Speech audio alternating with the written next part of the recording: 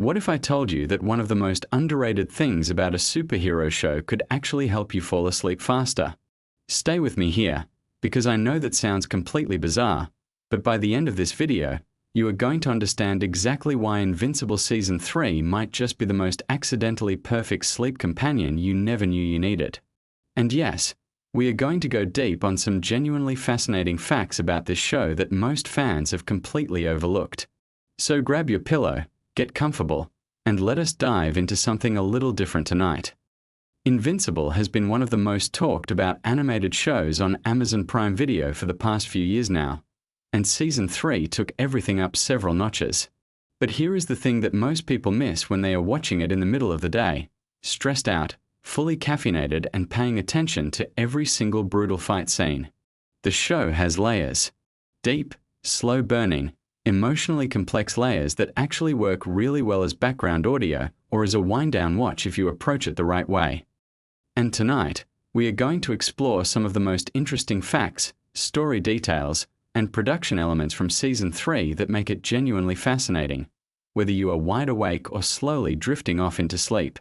Let us start with something that a lot of people do not fully appreciate about Invincible as a whole, and that is just how methodically the world building has been constructed. Season 3 did not just happen. The creative team behind this show spent an enormous amount of time building towards specific payoffs that were seeded way back in Season 1.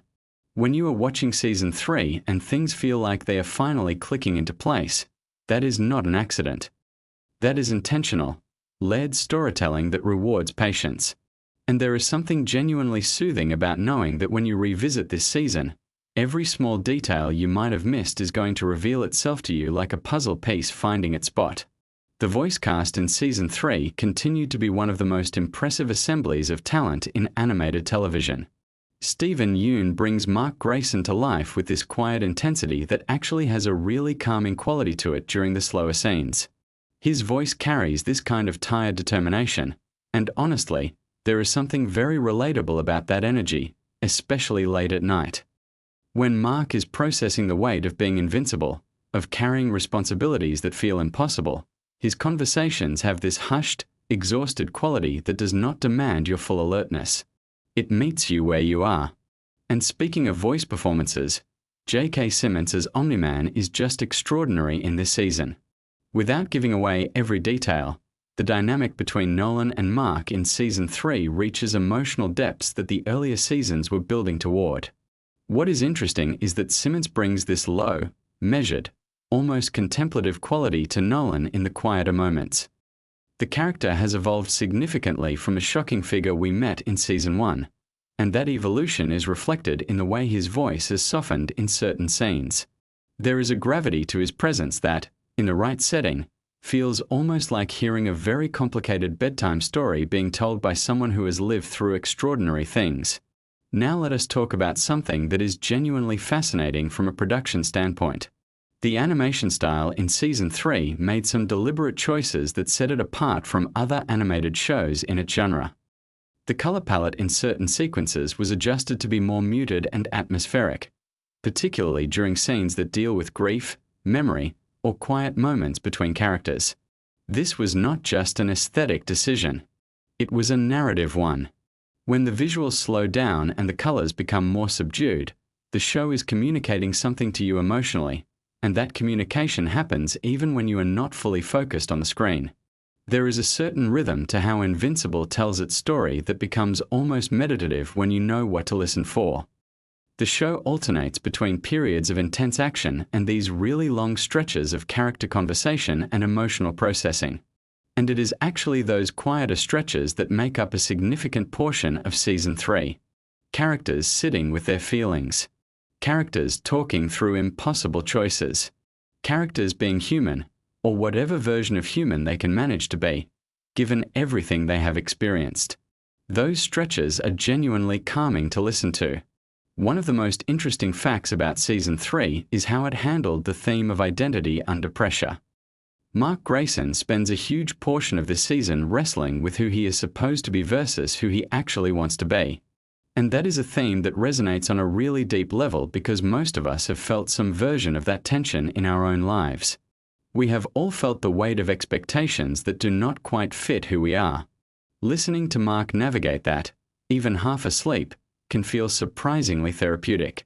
The show is essentially walking you through a very long, very dramatic therapy session with a superhero. The writing team for Season 3 drew heavily from the source material, Robert Kirkman's comic book series, but they also made some really thoughtful adaptations that changed certain storylines to work better for television. One of the interesting choices they made was to slow down some of the more emotionally significant moments and give them more room to breathe than the comics did. In a comic, you might get a few panels for a conversation that matters. In the show, that same conversation might stretch over several minutes, with long pauses, careful expressions, and music that fills the space between words. Those extended emotional moments are exactly the kind of thing that works beautifully as sleep audio. Let us talk about the music for a minute, because the score for Invincible Season 3 is genuinely underappreciated. The composers working on this show understand that a superhero story is only as powerful as its quieter moments, and the music they wrote for those moments is really something. There are pieces in the score that are built around slow string arrangements and gentle piano figures that would not feel out of place in a meditation playlist. The contrast between the intense action music and the softer, more reflective pieces is one of the things that gives the show its emotional texture, and it is also one of the reasons that certain episodes feel genuinely relaxing to revisit after you have seen them for the first time. The show does something really clever with its pacing that I want to highlight because it is relevant to why it works so well as a wind-down experience. Invincible Season 3 tends to open its episodes with something intense or confrontational, but then it spends the majority of the episode processing the aftermath of that intensity. So if you are using the show as a sleep companion, you might experience a little bit of adrenaline at the start of an episode and then gradually descend into a much calmer, more reflective space as the episode progresses. That is actually a pretty good structure for winding down. Your body gets a small signal that something is happening, and then it slowly relaxes as the episode settles into its emotional core. One of the facts about this season that not everyone picked up on is how much attention was paid to the small, domestic moments between characters. Mark and Amber, Mark and his mom Debbie, Mark and his friends. These relationship scenes are written with a specificity and warmth that feels very grounded compared to the cosmic scale of the action sequences. And when you are trying to fall asleep, those grounded, human moments are the ones that your brain can hold onto without getting overstimulated. They are familiar. They feel like something you might actually experience. And that familiarity is comforting. Debbie Grayson, voiced by Sandra Oh in a performance that honestly deserves more conversation than it gets, has a significant storyline in Season 3 that deals with grief and rebuilding. Sandra Oh has this extraordinary ability to convey enormous emotional weight with very little, and there are moments in this season where you could close your eyes and just listen to her voice working through something complicated and feel genuinely moved. That kind of performance does not require your full visual attention. It communicates completely through sound, which makes it perfect for the kind of half-awake, drifting state that comes just before sleep. Now, something that is really interesting about the world of Invincible that Season 3 expanded on significantly is the concept of the Global Defense Agency and the various organizations trying to manage superhero activity on Earth. These scenes, which deal with bureaucracy, strategy, and long-term planning, are honestly some of the most gently stimulating content in the show. They are interesting enough to give your brain something to process, but not so intense that they keep you fully alert. Cecil Stedman, voiced by Walton Goggins with this wonderfully dry and measured delivery, is particularly good in these scenes. His voice has an almost hypnotic quality in the right context. Let us talk about something that goes a little deeper into why narrative content works so well for sleep. There is actual science behind the idea that story listening can help you fall asleep. When your brain is engaged with a narrative, it has something to focus on that is not your anxiety, not your to-do list, not the thoughts that tend to spiral when you are lying in the dark. The narrative gives your mind a gentle track to follow, and as you get more tired, your grip on that track loosens naturally, and you drift off. Invincible works particularly well for this because the story is complex enough to be interesting but familiar enough, once you have watched it, that nothing is going to genuinely surprise or alarm you. And that brings up another really interesting point about Season 3 specifically. If you are using it as sleep content, there is a real advantage to having already watched it once. Because then you know where the intense moments are, you know the emotional beats, and you can relax into the story rather than feeling any tension about what might happen next. The familiarity acts like a comfort blanket. You are not watching to find out what happens. You are watching to spend time in a world you already know. The character of Adam Eve had some really beautiful moments in Season 3 that are worth highlighting, both because they are genuinely great storytelling and because they have this quality of calm introspection that serves the sleep-watching experience well. Adam Eve has always been one of the most thoughtfully written characters in the show, and the writers in Season 3 continued to give her storylines that deal with purpose, self-worth, and what it means to use your gifts responsibly. These are big themes handled with a quiet seriousness that does not demand heightened attention. You can absorb them passively and still feel like you got something meaningful out of them. One thing that surprised a lot of viewers about Season 3 was how much humor it managed to incorporate without undermining its more serious emotional content. The show has always had this darkly comedic streak running through it, but Season 3 found a slightly gentler version of that humor in certain scenes. There are moments that are just genuinely warm and funny, moments between friends or family that feel light and easy and remind you that even in a show about existential threats and impossible violence, there is room for people to just be people. Those moments of levity are really important for the sleep-watching experience because they release tension without creating more of it. The relationship between Mark and his brother Oliver is something that Season 3 developed in really interesting ways. Oliver, who is half alien and aging at a different rate than a normal human, is at an interesting stage in his development during the season. Watching an older sibling figure out how to guide a younger one through a complicated world is one of those universal human experiences, even when both siblings can fly and one of them is aging at an accelerated rate. That dynamic, played out in quiet conversations and shared moments, has a tenderness to it that is genuinely calming. Another production fact that not enough people talk about is the level of detail that goes into the background design of Invincible.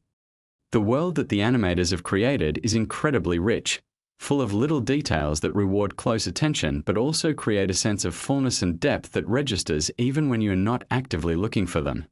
This matters for the sleep experience because a richly detailed world feels safe and complete in a way that a sparse or incomplete one does not. Your subconscious picks up on those signals even when you are not consciously processing them. Let us spend a moment on the cosmic elements of Season 3, because this is where the show does something genuinely interesting from a sleep science perspective. The sequences that deal with the larger universe, with alien civilizations, space travel, and the vast scale of cosmic conflict, have this interesting quality of making human concerns feel very small. And there is actually something quite relaxing about that perspective shift. When the show pulls back to the scale of galaxies and civilizations, your own worries start to feel proportionally tiny. It is a kind of accidental mindfulness, this reminder that the universe is enormous and most of our daily stresses are infinitesimally small by comparison. The Viltrumite mythology that Season 3 explored in greater depth is also fascinating from a pure storytelling perspective. Learning more about the culture, the history, and the internal conflicts of the Viltrumite race adds this epic, almost mythological quality to the show that is really engaging without being stressful. It is the kind of lore that you can sink into, like the appendices of a fantasy novel, and just let your mind wander through it without needing to hold onto every detail. Now, there is something I want to address directly, which is the violence question. Invincible is known for being quite graphic in its depictions of violence, and that is definitely something to be aware of if you are planning to use any version of this show as sleep content. Season 3 does have some intense action sequences. However, and this is really important, those sequences are actually not as frequent as the show's reputation might suggest. The show earns its brutal moments precisely because they are surrounded by long stretches of much quieter content. And if you know the episode structure, you can generally anticipate when those moments are coming and adjust accordingly. The fact that the show takes consequences seriously is actually one of the things that makes its quieter moments so effective. When characters are dealing with the aftermath of something terrible, when they are sitting with grief or confusion or guilt, Those scenes have real weight because the show has done the work of making the events that cause those feelings feel genuinely significant. That emotional seriousness translates into a kind of gravitas in the dialogue that is really conducive to a calm, reflective headspace. Let us talk about some of the thematic content in Season 3 that is particularly relevant to a sleep and rest context. The season deals significantly with exhaustion. Not just physical exhaustion, though there is plenty of that given that Mark is constantly fighting, but emotional and existential exhaustion. The weight of carrying the world on your shoulders. The toll of constantly being needed. The difficulty of finding rest when there is always something else to handle. These themes are ones that a lot of people watching late at night can connect with deeply, because that is exactly how modern life feels for a lot of us. And there is something validating about watching a character as powerful as Mark Grayson struggle with the same fundamental human need to just stop for a moment. The show also deals with the theme of trust in really interesting ways during Season 3. Characters are constantly navigating who they can rely on, who has betrayed them, and how to rebuild relationships after significant damage has been done. These trust narratives unfold slowly and carefully, in long conversations and quiet moments of decision-making, and they have this patient quality that rewards passive listening. You do not need to be fully alert to follow the emotional logic of these scenes. It is intuitive and human in a way that bypasses the need for active cognitive engagement. One of the most genuinely interesting facts about the production of Season 3 is how the creative team approached the challenge of escalating stakes without losing the emotional intimacy that made the earlier seasons so compelling. A lot of shows struggle with this as they progress. The bigger the threats get, the harder it is to make the audience care about the individual characters at the center of the story. Invincible Season 3 managed to avoid this trap by consistently returning to the small, personal scale even in the middle of enormous cosmic conflict. That grounding in the personal is exactly what gives the show its warmth, and warmth is one of the most important qualities in any content you are using to help yourself sleep. Something that the animation team did really beautifully in Season 3 was their handling of light. The lighting in this show is more sophisticated than most animated series, and the choices they made about how to light different types of scenes are worth noting. Scenes that take place at night, indoors, or in reflective, emotional contexts tend to be lit with warm, amber tones that are genuinely visually comfortable to look at. If you are watching in a darkened room while trying to wind down, those lighting choices work with your body's natural relaxation response rather than against it. The show also did something interesting with silence in Season 3. There are moments where the score drops out completely and you are left with just ambient sound and voices.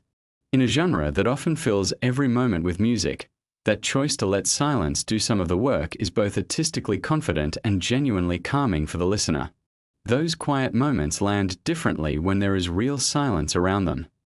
From a character psychology perspective, one of the most interesting threads in Season 3 is the continued exploration of how early trauma shapes behavior in ways that persist long after the traumatic event.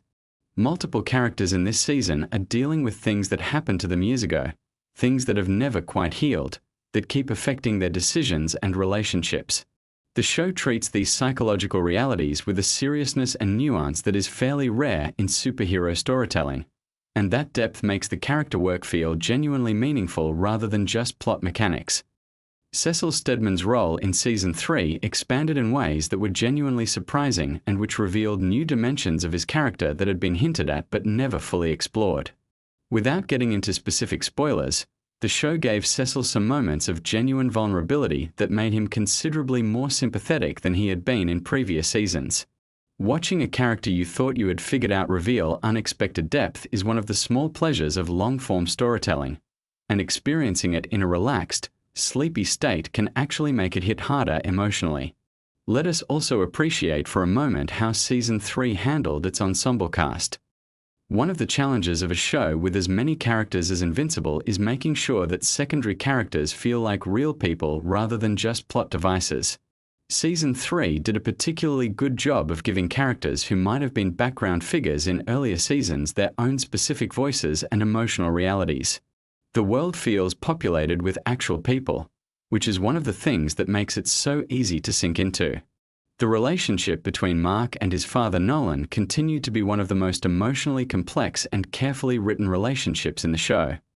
What is interesting about how this relationship is developed in Season 3 is the way it mirrors a kind of universal process of coming to understand a parent as a flawed and complicated human being rather than the simplified figure they were in childhood. That process, of reconciling love with disappointment, of holding complexity without resolving it neatly, is something that has enormous emotional resonance. And in the quiet moments where that reconciliation is happening between the characters, there is a depth of feeling that works its way into you even when you are half asleep. Now I want to circle back to something I mentioned earlier about the science of story listening for sleep, because I think it deserves a bit more attention. Research into bedtime story listening and audio-based relaxation has consistently found that narrative content, particularly familiar narrative content with a calm and measured pace, is effective at reducing anxiety and promoting the kind of mental quieting that precedes sleep. The reason is partly to do with the brain's response to story structure. When your brain is following a narrative, it is engaged in a way that is active but not alarming. It is processing information, making predictions, feeling things, but none of it requires the fight or flight response that keeps you awake. Invincible Season 3 hits a lot of the markers for effective sleep narrative content in its quieter stretches. Familiar characters whose voices you recognize. Emotional stakes that are real but not personally threatening. A world that is fully realized and therefore safe to inhabit mentally. Music that complements rather than overwhelms. Pacing that slows and deepens as episodes progress. These are not accidents of storytelling. They are the results of craft, and they happen to align beautifully with what the brain needs to move towards sleep. One last production detail that I want to share because I find it genuinely wonderful is the fact that the voice recording sessions for Invincible are apparently done with a real attention to the emotional texture of each scene rather than just technical delivery. The performances you hear are not just competent voice acting. They are genuine emotional performances that happen to be animated. And that comes through in the quality of the sound. You can hear it in the breathing, in the pauses, in the way a voice shifts when a character is holding something back. That level of authenticity in vocal performance is part of what makes the show so good to listen to even without watching. As we wind down this video, I want to leave you with a thought about why something like Invincible Season 3 works as a sleep companion when you would not necessarily expect it to. The answer, I think, is that really good storytelling has always been tied to rest. Humans told each other stories at night, around fires, before sleep, as a way of processing the day, making meaning, and easing the transition into the vulnerability of unconsciousness. The stories did not have to be gentle or simple. They had to be good. They had to hold attention just enough, move the emotions enough, and then release you into the darkness. Invincible Season 3, particularly in its quieter and more reflective stretches, does exactly that. It gives your mind something worth following. It takes your feelings somewhere real. And then, gradually, as the episode settles into its slower rhythms and the characters sit with their complicated feelings in animated rooms lit with warm amber light, it lets you go. It does not demand that you stay. It just keeps talking, keeps being itself, and somewhere in the middle of all that complicated, beautiful storytelling, you drift off. And honestly, there are worse things to drift off to than a story about someone trying to figure out who they are, what they owe the world, and whether it is possible to be good in circumstances that make goodness extraordinarily difficult. So tonight, if you are struggling to sleep, consider putting on an episode of Invincible Season 3. Not the action-heavy ones if you can help it, though honestly even those settle eventually. Put on one of the quieter, character-driven episodes. Turn the brightness down a little. Close your eyes or let your gaze go soft. Let the voices of these characters, these exhausted, complicated, trying their best characters, carry you somewhere. You might be surprised how quickly you find yourself at the edge of sleep, balanced right there on the threshold, with a story still unfolding softly around you. Thank you so much for spending this time here with me tonight. If this kind of video resonates with you, if you like the idea of exploring interesting facts about shows and stories in a way that is designed to help you relax and wind down, then please hit subscribe and let me know in the comments what show or story you would like to explore next. I read every single comment, and your suggestions genuinely shape what I make. Sleep well. Take care of yourselves. And remember that rest is not a luxury. It is the foundation of everything else. Good night. 50 beings. Each one thousands of years old. Each one strong enough to crack a planet. And one of them spent 20 years pretending to be your friendly neighborhood superhero. Let that settle over you as you close your eyes tonight. Invincible is an animated superhero series based on the comic books created by Robert Kirkman, the same person who brought us The Walking Dead. The show is incredibly detailed, layered with emotional storytelling, complex characters, and a universe that feels genuinely vast and alive. Tonight we are going to wander through some of the most interesting facts and details about the show, particularly around the storylines involving the Viltrumite civilization, the characters who carry this story, and the emotional weight that makes this show so much more than just a superhero action series. Let's begin with the world itself. The Viltrumites are an ancient alien civilization, incredibly powerful beings who have spent thousands of years conquering planets across the galaxy. What makes them fascinating is that they don't just conquer in the traditional sense. Their ultimate goal is something more calculated, more patient. They seek to blend their genetics with other species, to rebuild and strengthen their race, which over time had become dangerously small in number. Despite their immense power, there are only about 50 true Viltrumites left alive in the entire known universe. Think about that for a moment. 50 individuals, each one capable of leveling cities, each one living for thousands of years, and all of them working toward a singular purpose that has been ingrained in them since birth. Nolan Grayson, also known as Omni-Man, is one of those Viltrumites. He came to Earth roughly 20 years before the events of the show's main timeline, and his mission was to assess whether humans and Viltrumites could successfully interbreed. He wasn't just a scout. He was part of a long-term plan, an advance wave designed to prepare a planet for full Viltrumite colonization. He built a life here.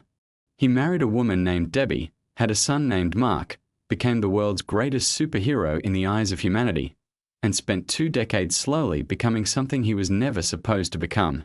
He became a person who actually loved his life on Earth. Now, here's the part that's so quietly heartbreaking if you really sit with it. When Nolan first arrived, he was hoping his son Mark would not develop Viltrumite powers. That might seem strange at first. Why would a Viltrumite not want his child to be powerful? The answer tells you everything about the complexity of this character. If Mark never developed powers, it would suggest that humans and Viltrumites couldn't successfully interbreed, and the Empire might have just moved on, told Nolan to abandon Earth and try another planet. But if Mark did develop powers, that was a signal.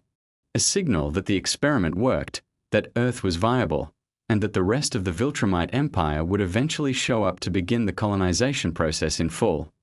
So when Mark did develop his powers at 17, Nolan knew that everything was going to change. The countdown had begun. And yet, rather than embracing that outcome, something in him pulled in a different direction entirely. He had been living as a human in many important ways. He had loved Debbie. He had watched Mark grow up. He had built friendships, routines, a quiet life alongside all the heroics. 1,000 years of following orders, of being a perfect soldier for the Empire. And it was 20 years on a small planet with a human woman and their half-human son that had finally started to crack something open in him. Mark himself, whose superhero name is Invincible, is the emotional center of the entire series. He's a teenager when his powers first manifest, and like any kid that age, he's figuring out who he is while also suddenly being able to fly and punch through walls. The show does something really thoughtful with his character. It lets him make mistakes. It lets him be wrong about things. It gives him a moral journey that doesn't arrive at clean answers quickly. One of the recurring tensions in his story is figuring out when it's okay to kill, when violence is justified, and where the line is between being a hero and being something darker. By the time the Viltrumite War storyline begins to unfold, Mark has been through an enormous amount. He's faced enemies that nearly killed him, lost people he cared about, and had to reconcile the fact that his father, the man he idolized, was not the hero he thought he was. The emotional fallout from learning the truth about Omni-Man reshapes Mark's entire worldview, and it takes seasons for that wound to even begin to close. Let's talk about Debbie for a moment, because she is genuinely one of the most important characters in the show, arguably more so than even the comics gave her credit for. In the source material she appears throughout, but the animated series really digs into who she is as a person. She's not just a supporting character in her husband and son story. She's a fully realized human being dealing with a betrayal that most people couldn't even begin to comprehend. Imagine finding out that the person you loved for over 2 decades, the father of your child, was not who you thought he was at all. That everything you built together had a shadow underneath it the whole time. And yet, there's something remarkable about Debbie. She keeps going. She rebuilds herself. She finds new relationships, new purpose. And according to the lore of the show, she is quietly one of the most important figures in the entire Invincible universe. Why? Because of how she raised Mark. There are alternate universe versions of Mark Grayson scattered throughout the multiverse, and in almost every single one of them, that version of Mark ended up becoming something terrible. Conquering worlds, following in his father's Viltrumite footsteps. The one version who turned out good, the version we follow, is the one raised by this particular Debbie in this particular universe. She made him who he is. That's not a small detail. That's everything. Now let's drift a little deeper into the supporting cast, because Invincible has one of the richest ensemble casts in any animated series. Alan the alien is a wonderful character, an alien from a species called the Unopans who was originally bred as a champion fighter. He becomes one of Mark's closest friends and a key member of the Coalition of Planets, a group dedicated to resisting Viltrumite domination across the galaxy. Alan is funny, warm, surprisingly wise, and his friendship with Mark feels genuinely earned over time. He also has a pet that is described as cat-like, which is exactly the kind of small, humanizing detail this show sprinkles throughout to remind you that even in the middle of galactic war, characters have ordinary moments of joy. Oliver, Mark's younger half-brother, is another fascinating piece of this universe. His mother was from a species called the Thraxans, and Oliver grows at an accelerated rate, aging physically much faster than a human child would. He has complicated feelings about Omni-Man, their shared father, and a fierce desire to prove himself that sometimes overrides his better judgment. He's brave sometimes to the point of recklessness, and watching him navigate his own relationship with Nolan is one of the quieter emotional threads running through the Viltrumite War storyline. Tech Jacket in the animated series is a character named Zoe Thompson, a young woman whose powered suit gives her abilities to match some of the strongest fighters in the universe.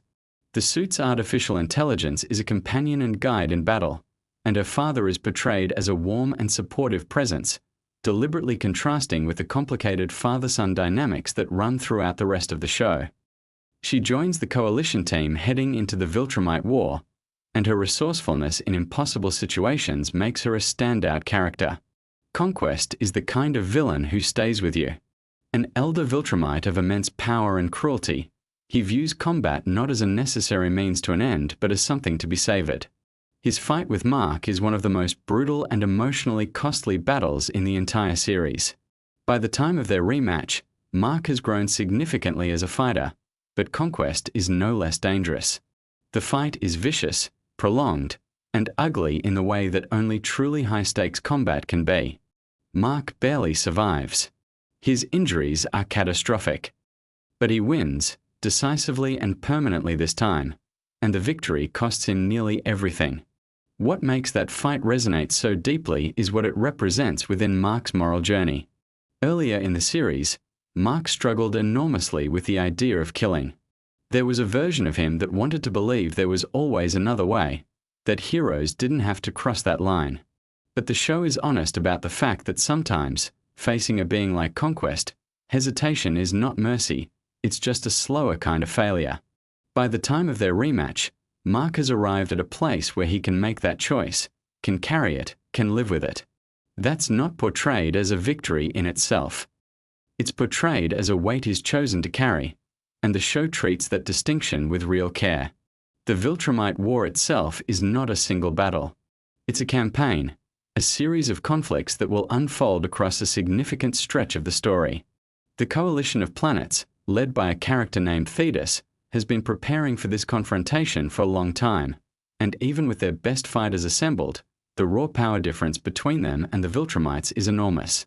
Remember that these 50 remaining Viltrumites have conquered hundreds of worlds. They don't fight alone either. They have armies of beings from those conquered races fighting alongside them, worlds that serve out of fear or obligation rather than any loyalty. There's also the matter of a traitor, a mole within the coalition, which creates a tension of mistrust running underneath all the preparations for war. Who is it? What have they given away? How much does the Viltrumite Empire already know? These questions don't resolve quickly, and they color every planning session, every strategic decision the coalition makes. Cecil Stedman, the director of the Global Defense Agency here on Earth, is one of the show's most complex non-powered figures. He's not a hero in any conventional sense. He's a pragmatist, someone who believes the world is best protected through intelligence, contingency plans, and occasionally ruthless decisions made in the shadows. He monitors Omni-Man's return to Earth with careful attention, aware of the Viltrumite war beginning to take shape but seemingly calculating that the coalition might handle it before it becomes Earth's problem directly. Cecil knows about things he doesn't always share, and Mark's relationship with him is one of the most fraught and interesting dynamics in the show. Eve, whose superhero name is Adam Eve, is one of the most powerful beings on the planet, with the ability to reshape matter at a molecular level.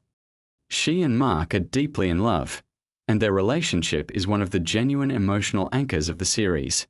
As the Viltrumite War begins, Eve is dealing with a pregnancy, something she hasn't yet told Mark about. Her powers are unreliable because of the pregnancy, which keeps her from being able to join the fight. She makes the deliberate choice not to tell Mark before he leaves for the war, not wanting to distract him with news that could make him reckless or pull his focus at the worst possible moment. It's a decision made out of love, but it creates a painful gap between them, especially given how long Mark winds up being unable to return due to his injuries.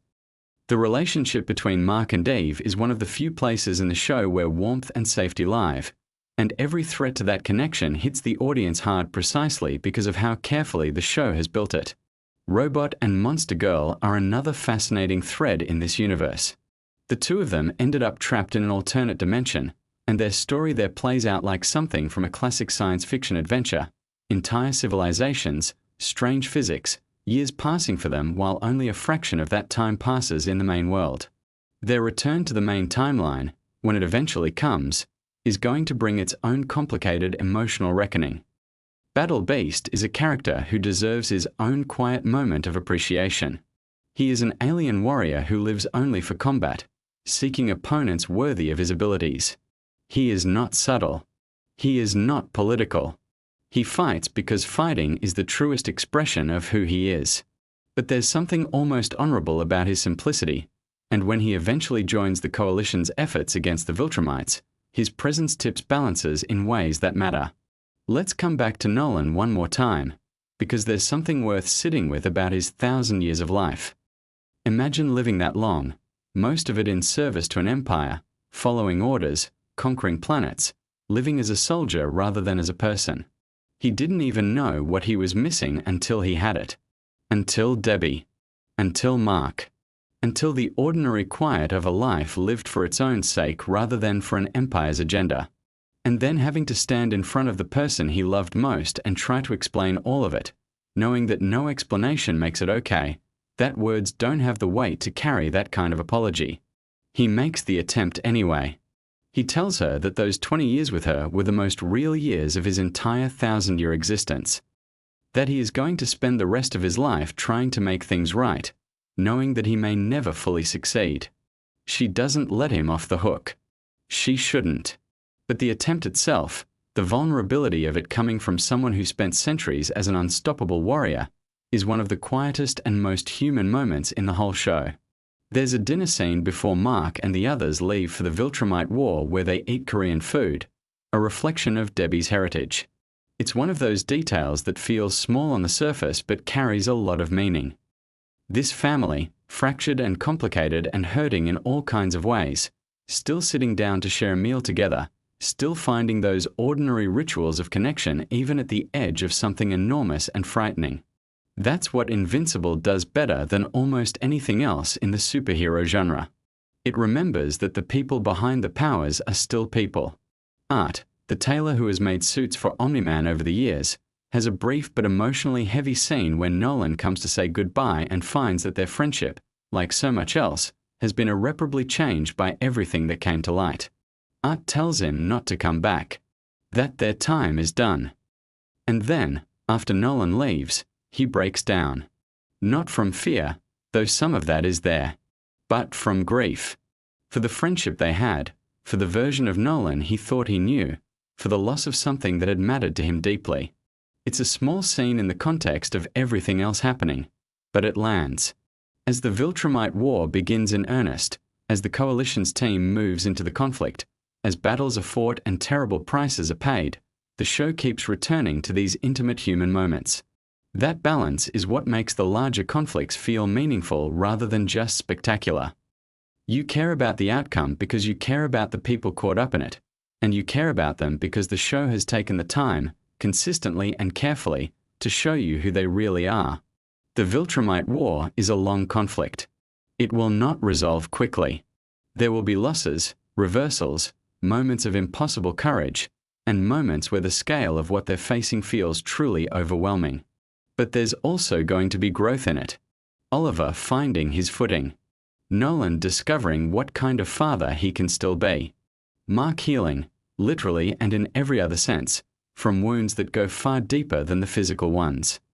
And somewhere back on Earth, Eve is waiting, carrying a secret, her powers still uncertain, her heart split between worry and hope. Robot and Monster Girl are somewhere in between dimensions, living out a whole other kind of story. Cecil is watching his screens, calculating, always calculating. And the 50 most powerful beings in the known universe are moving through the galaxy with patient certainty, because they have been doing this for thousands of years and they don't expect this particular resistance to be any different from all the others. But this resistance has something the others didn't. It is people who have genuinely chosen to fight, not out of conquest or fear or imperial programming, but because they love something, love people, love a life worth protecting. That's what Invincible, at its core, is really about. Not powers or battles or even survival. It's about what you choose to fight for, and whether who you love can make you into something better than what you were before you found them. So let that settle in as you drift off tonight. The universe is impossibly vast, full of ancient civilizations and galactic conflicts and beings who have lived for 1,000 years. And somewhere in the middle of all of it, a half-human kid from a suburb on Earth is choosing, again and again, to be the version of himself his mother raised him to be. Sleep well. Robert Kirkman built one universe where civilization collapses, and another where a teenage boy discovers his father has been lying to the entire human race. Settle in, because the second one is far stranger than the first. Invincible is an animated superhero series streaming on Amazon Prime Video, and it is based on a comic book series created by Robert Kirkman. If that name sounds familiar to you, it should, because Robert Kirkman is also the mind behind The Walking Dead. He has a real gift for taking familiar genre concepts and twisting them in unexpected directions, adding moral complexity and emotional weight that you just do not find in more traditional superhero stories. Invincible is very much a product of that same sensibility. On the surface, it looks like a colorful animated superhero show, but underneath it is dealing with themes of identity, legacy, trauma, and what it actually means to be good in a universe that does not always reward good behavior. The show follows a teenager named Mark Grayson, who goes by the superhero name Invincible. Mark lives in a world where superheroes are real and relatively common, but his situation is particularly unique because his father, Nolan Grayson, is Omni-Man, one of the most powerful beings on the planet. Nolan is essentially the Superman figure of this universe, beloved by humanity, respected by governments, trusted by everyone. And for most of his childhood, Mark grew up proud to be his son, proud to eventually develop his own powers, and excited to follow in his father's footsteps as a protector of Earth. The show does something genuinely interesting with this father and son dynamic. It builds up that sense of admiration and connection between Mark and his father for long enough that you feel it too as a viewer. You understand why Mark idolizes him.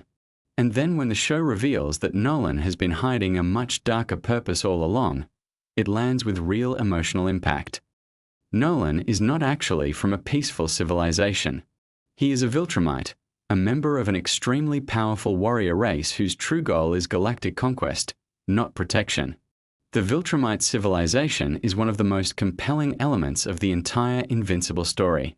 These are beings of extraordinary physical power, capable of surviving in space, flying at tremendous speeds, healing from almost any injury, and living for thousands of years. Some Viltrumites in the story are tens of thousands of years old. One character named Argol is noted to have been around 12,000 years before the events of the story, and he would have lived considerably longer if circumstances had not cut his life short. For Viltrumites, a human lifetime is barely a blip on the timeline. 1,000 years is something they can wait through with patience, treating it as a minor inconvenience rather than an eternity. This longevity is part of what makes the Viltrumite threat so difficult to deal with. They are not in a rush. They can afford to play long games, to plan across centuries, to let things develop slowly in their favor. And this is central to one of the most significant storylines in the show, which involves something called the Great Resurgence. The Great Resurgence is essentially a grand plan for cultural and biological survival.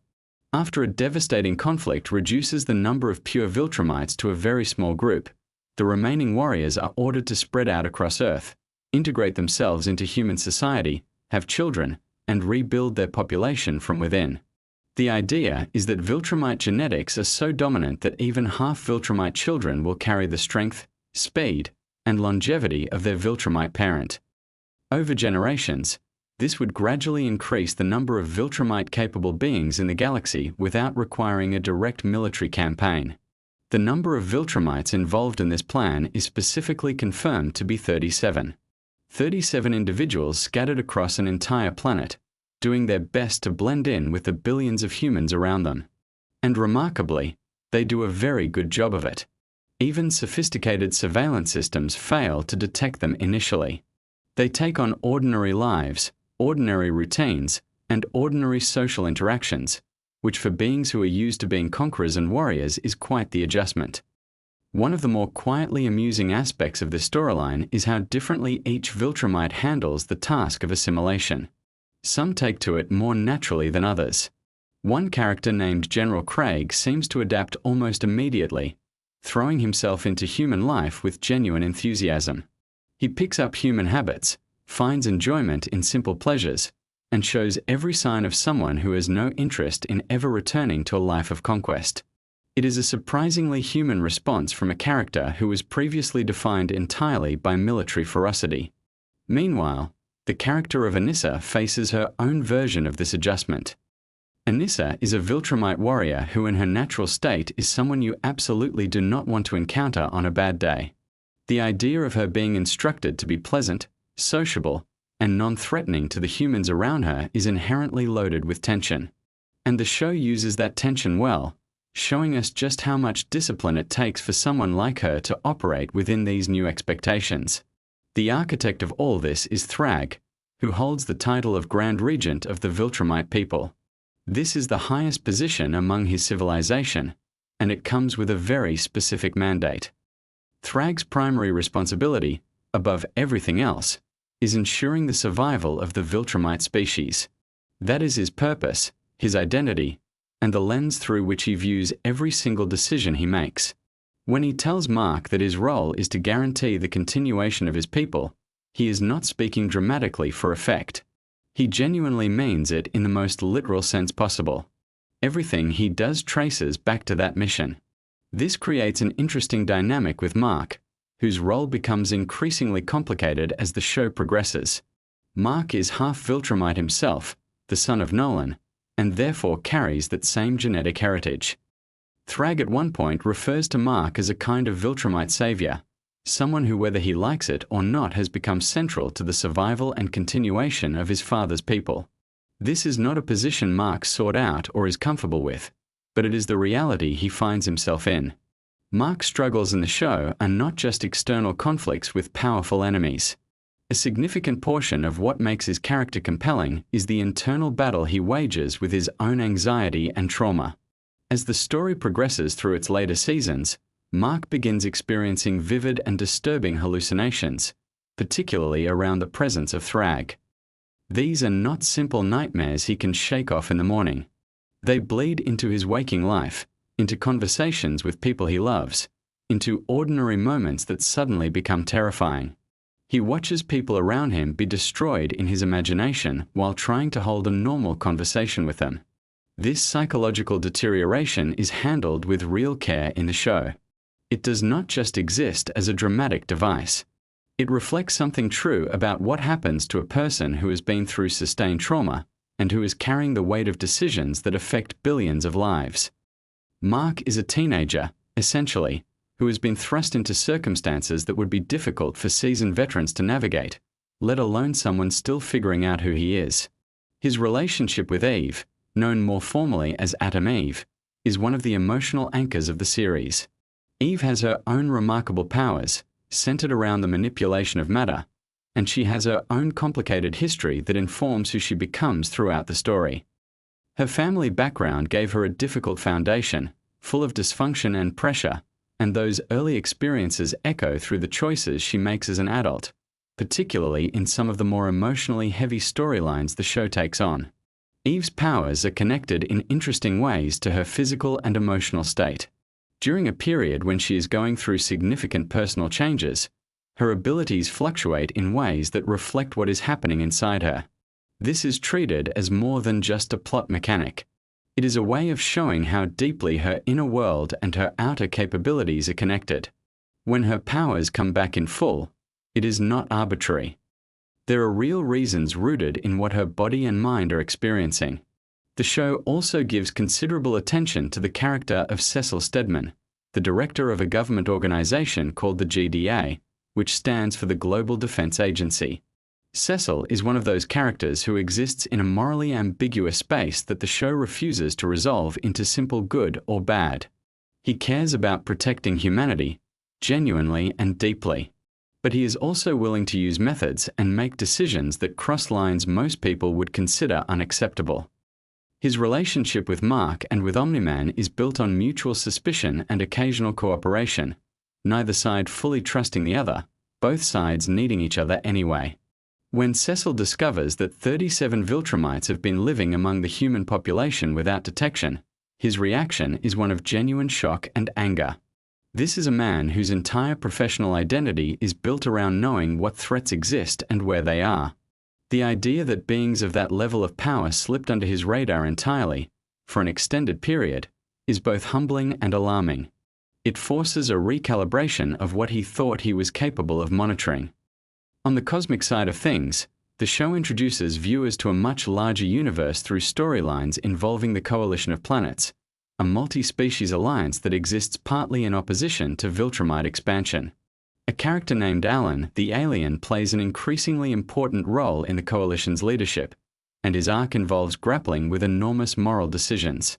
At one point, he comes into possession of something called the Scourge virus, a biological weapon specifically engineered to be lethal to Viltrumites. The terrible catch is that because Viltrumite genetics have now mixed with human genetics, using the virus would also threaten billions of innocent people. This is exactly the kind of dilemma that Invincible loves to present. There is no clean answer. Using the virus could solve one problem while creating a catastrophe of entirely different proportions. Not using it leaves a threat in place that has the potential to reshape the future of Earth. Alan, for all that he is now in a position of significant authority, is fundamentally a decent person trying to do the right thing in a situation where right and wrong have become deeply entangled. The show also has a storyline involving two heroes named Robot and Monster Girl, who become trapped in another dimension entirely. This dimension, called the Flexen dimension, has a different relationship with time than the regular universe. Time moves significantly faster there, meaning that while very little time may pass for people in the main world, Robot and Monster Girl are experiencing much longer stretches. The adventures and experiences they accumulate there are extensive, and the process of eventually understanding and communicating what happened to them becomes its own narrative challenge. Efforts by the GDA to open a portal to the Flaxen dimension in order to rescue them prove complicated and occasionally dangerous, as these kinds of interdimensional experiments tend to be. When a portal does open inadvertently to the wrong dimension and something very large and very alarming starts to come through, the decision is made to abandon the active rescue approach and trust that Robot and Monster Girl will find a way back on their own. Nolan Grayson, Mark's father, goes on his own journey of change throughout the series. His path from feared antagonist to something more nuanced is one of the show's longer arcs. He is not simply redeemed in a neat way. The process is slow, contested, and complicated by the fact that the harm he caused cannot be undone. Characters who were hurt by what he did do not simply forgive him because he has started behaving differently. Debbie, Mark's mother, in particular has to work through years of grief, anger, and betrayal before anything resembling reconciliation can even begin to be considered. The truce that eventually forms between Earth and the Viltrumites is not a comfortable peace. It is a negotiated standoff where both sides understand clearly what the other is capable of and neither wants the alternative. Mark agrees to allow the Great Resurgence to proceed, meaning the Viltrumites continue their project of integrating into human society and having children. In exchange, they do not destroy the planet. One of the specific conditions of this arrangement is that the Viltrumites will not intervene to help Earth if other threats arise, which, given how frequently threats arrive in this universe, is not a trivial concession. The show treats this truce with appropriate ambiguity. It is not presented as a victory in any triumphant sense. It is more like Mark looking at the available options and selecting the one that keeps the people he loves alive in the immediate future, while creating a set of complicated long-term consequences that he will have to live with. When Thrag suggests that Mark has become a savior for the Viltrumite people, there is something genuinely uncomfortable about that framing, because Mark has not chosen that role and does not particularly want it. Throughout all of this, the show maintains its interest in the supporting cast and their own individual stories. William, Mark's closest friend, has moments that ground the narrative in something more ordinary and relatable. The contrast between the cosmic scale of what Mark is dealing with and the more personal human concerns of the people around him is something the show handles with skill. Not everyone in Mark's life can fully comprehend the scope of what he is navigating, and that gap creates its own kind of loneliness. The animation style of Invincible is deliberately constructed to lull you into a certain sense of familiarity before it disrupts that comfort. It is bright and detailed, with character designs that feel welcoming and expressive. And then when violence or darkness arrives, which it does in this show, it hits harder because of the contrast. The creative team has spoken about this as an intentional choice rooted in how the original comics worked. The artwork in the comics had a clean, almost cheerful quality that made the darker moments land with more force. Robert Kirkman completed the Invincible comic book series some years before the animated show caught up to those storylines, which means the destination of these characters is already written down somewhere. Readers of the comics know how things ultimately resolve for Mark, for Nolan, for Eve, and for the larger universe they inhabit. But the show adapts and adjusts as it goes, adding new sequences, altering pacing, and occasionally changing the specifics of how events unfold while maintaining the emotional core of what the comics established. The show has been renewed through its 5th season, with discussions about additional seasons likely happening behind the scenes at Amazon. Kirkman himself has expressed a desire to continue the story for as long as the show runs, and there is plenty of source material to draw from. Beyond the main comic series, the Invincible universe includes many spin-off characters and stories that could theoretically be adapted or referenced in the animated show. There is also a long-standing conversation about the possibility of a live-action Invincible film. Kirkman has discussed this at various public events with genuine enthusiasm, though the timeline for such a project remains uncertain. The challenges of bringing Viltrumites and their level of power to live action convincingly are considerable, and the legal and logistical complexity of adapting material of this scale means that patience is probably required for anyone hoping to see it happen. For now, the animated series continues to be one of the most discussed superhero stories currently in production, drawing in audiences who might not have previously read the comics and giving longtime fans a chance to see these characters rendered in motion with full voice performances. So there you have it. The world of Invincible is vast, complicated, morally rich, and endlessly interesting to think about. Whether you are a longtime fan of the comics, someone who discovered the show first, or just someone who wanted something interesting to drift off to tonight, hopefully these facts have given you something worth carrying into your dreams. The universe will keep spinning, the Viltrumites will keep assimilating, and Mark Grayson will keep trying to figure out how to be both a good superhero and a good person at the same time. Sleep well, and we will be here next time with more fascinating facts to help you rest. Robert Kirkman built a universe so detailed that even the corners of it have history, and tonight, those quiet corners are yours to drift through. So let's begin at the beginning. Or rather, before the beginning. Because the world of Invincible, in so many ways, is about what happened long before the story we see on screen or read on the page. It's a universe built on ancient civilizations, on wars that were fought across star systems, on choices made thousands of years ago that ripple forward through time and change everything. And there's something genuinely soothing about that kind of storytelling. The sense that history is long and deep, that no single moment exists in isolation, that everything connects to something older and something still to come. The show Invincible is based on a comic book series created by Robert Kirkman, who is also the person behind The Walking Dead. The Invincible comics ran for many years and built an enormously detailed universe, one that the animated adaptation on Amazon Prime has been carefully and lovingly bringing to life. What makes the show special, among many things, is the way it treats its source material, not as a blueprint to follow rigidly, but as a foundation to build upon. The show expands on scenes that were only briefly mentioned in the comics. It gives new voice and new life to characters who existed mostly in the margins. It fills in gaps that readers might not have even known were there. The main character is Mark Grayson, also known as Invincible. He's a teenager, the son of a man named Nolan Grayson, who most people know as the superhero Omni-Man. Omni-Man is one of the most powerful beings in the universe, a member of a species called the Viltrumites. And the show begins with Mark discovering that he has inherited his father's powers. Flight, incredible speed, strength that can shatter mountains. But the story is not really about those powers. Not at its core. It's about identity and family and the weight of expectation and what it means to do the right thing when the right thing is genuinely difficult to determine.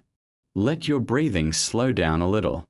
Feel the weight of your body settling into whatever surface you're resting on. Let the muscles in your shoulders release. There's nothing you need to do right now. Just listen. The Viltrumites are central to almost everything that happens in Invincible. They are an ancient race of beings who evolved on a distant planet. Over thousands of years, they developed incredible physical abilities. They became extraordinarily strong and fast, nearly invulnerable, capable of surviving in the vacuum of space, able to travel between star systems through sheer force of will and biology. And as they grew stronger, they also grew more aggressive. Their civilization became defined by conquest. They moved through the universe, taking worlds, absorbing populations, expanding an empire that stretched across vast stretches of space. At the heart of Viltrumite history is a figure called Argol. He was an emperor, the ruler of Viltrum during one of the most significant periods in their history. In the animated series, we get to see flashbacks to this ancient time, something the original comics did not always provide. These scenes show us the Viltrumites at their height, governing conquered worlds, overseeing alien populations, wrestling with questions of how to maintain control. Argol himself is depicted as powerful and commanding, someone accustomed to absolute authority. When subject races rebel against Viltrumite rule, which happens more and more often during this period, Argol's response is extreme and immediate. A percentage of the population is to be killed as a warning. If the rebellion continues, the entire race is eliminated. This is the logic of empire carried to its most brutal conclusion. Sitting in this flashback council is a younger version of Thetis, a Viltrumite who would eventually become one of the most important figures in the fight against Viltrumite expansion. Thetis tries to argue for a different approach. for mercy, for finding solutions that do not involve mass slaughter. And nobody wants to hear it. There is also a much younger version of General Craig, another familiar face from later in the story. And there is Thrag, who at this point in history serves as Argor's regent. That's an important distinction. Thrag is not in line to become emperor. His role as regent is to manage the day-to-day business of governing the empire while Argor rules, and to hold the throne if something happens before an heir can be located. The question of Argor's heirs is one of the more intriguing threads running through this part of the story, and it connects to revelations that are still unfolding. Let your eyes close fully if they haven't already. Picture the darkness of deep space. Not the terrifying emptiness of it, but the quiet, the stillness. Countless stars scattered across an infinite canvas, each one a sun to worlds you'll never see. There is something deeply peaceful about imagining the scale of it. How small our worries become against the backdrop of a universe this old and this vast. Thetis eventually kills Argor. He does it using a weapon made from Viltrumite bone, which is one of the few materials hard enough to pierce Viltrumite skin. This detail is fascinating in the grim way that a lot of Invincible lore is fascinating. The most effective weapon against a Viltrumite is another Viltrumite. The enemy of this species is, in a very literal sense, itself. Thetis believed that killing Argor would change the Viltrumites, that without their emperor driving them toward endless conquest, they might find a different way of being, a more peaceful path. He was wrong. Because Argor's death put Thrag in charge, and Thrag had a very different vision for the future of his people. Argor's casket is placed before the throne. His skull rests on top of it. Thrag sits on the throne and looks at it every day. He speaks to it. In the comics and the show both, this is one of those details that reveals so much about a character without requiring any explanation. Thrag is not simply a conqueror. He is someone for whom the past is always present. Someone who carries grief and obligation like they are the same thing. He declares that all weakness must be purged from the Viltrumite race. What follows is called the Great Purge, and it is exactly what it sounds like. Viltrumites fighting and killing each other in a brutal process of elimination. Only the strongest survive. Half the population is lost. But what remains is something almost impossibly powerful. A race refined to its absolute peak.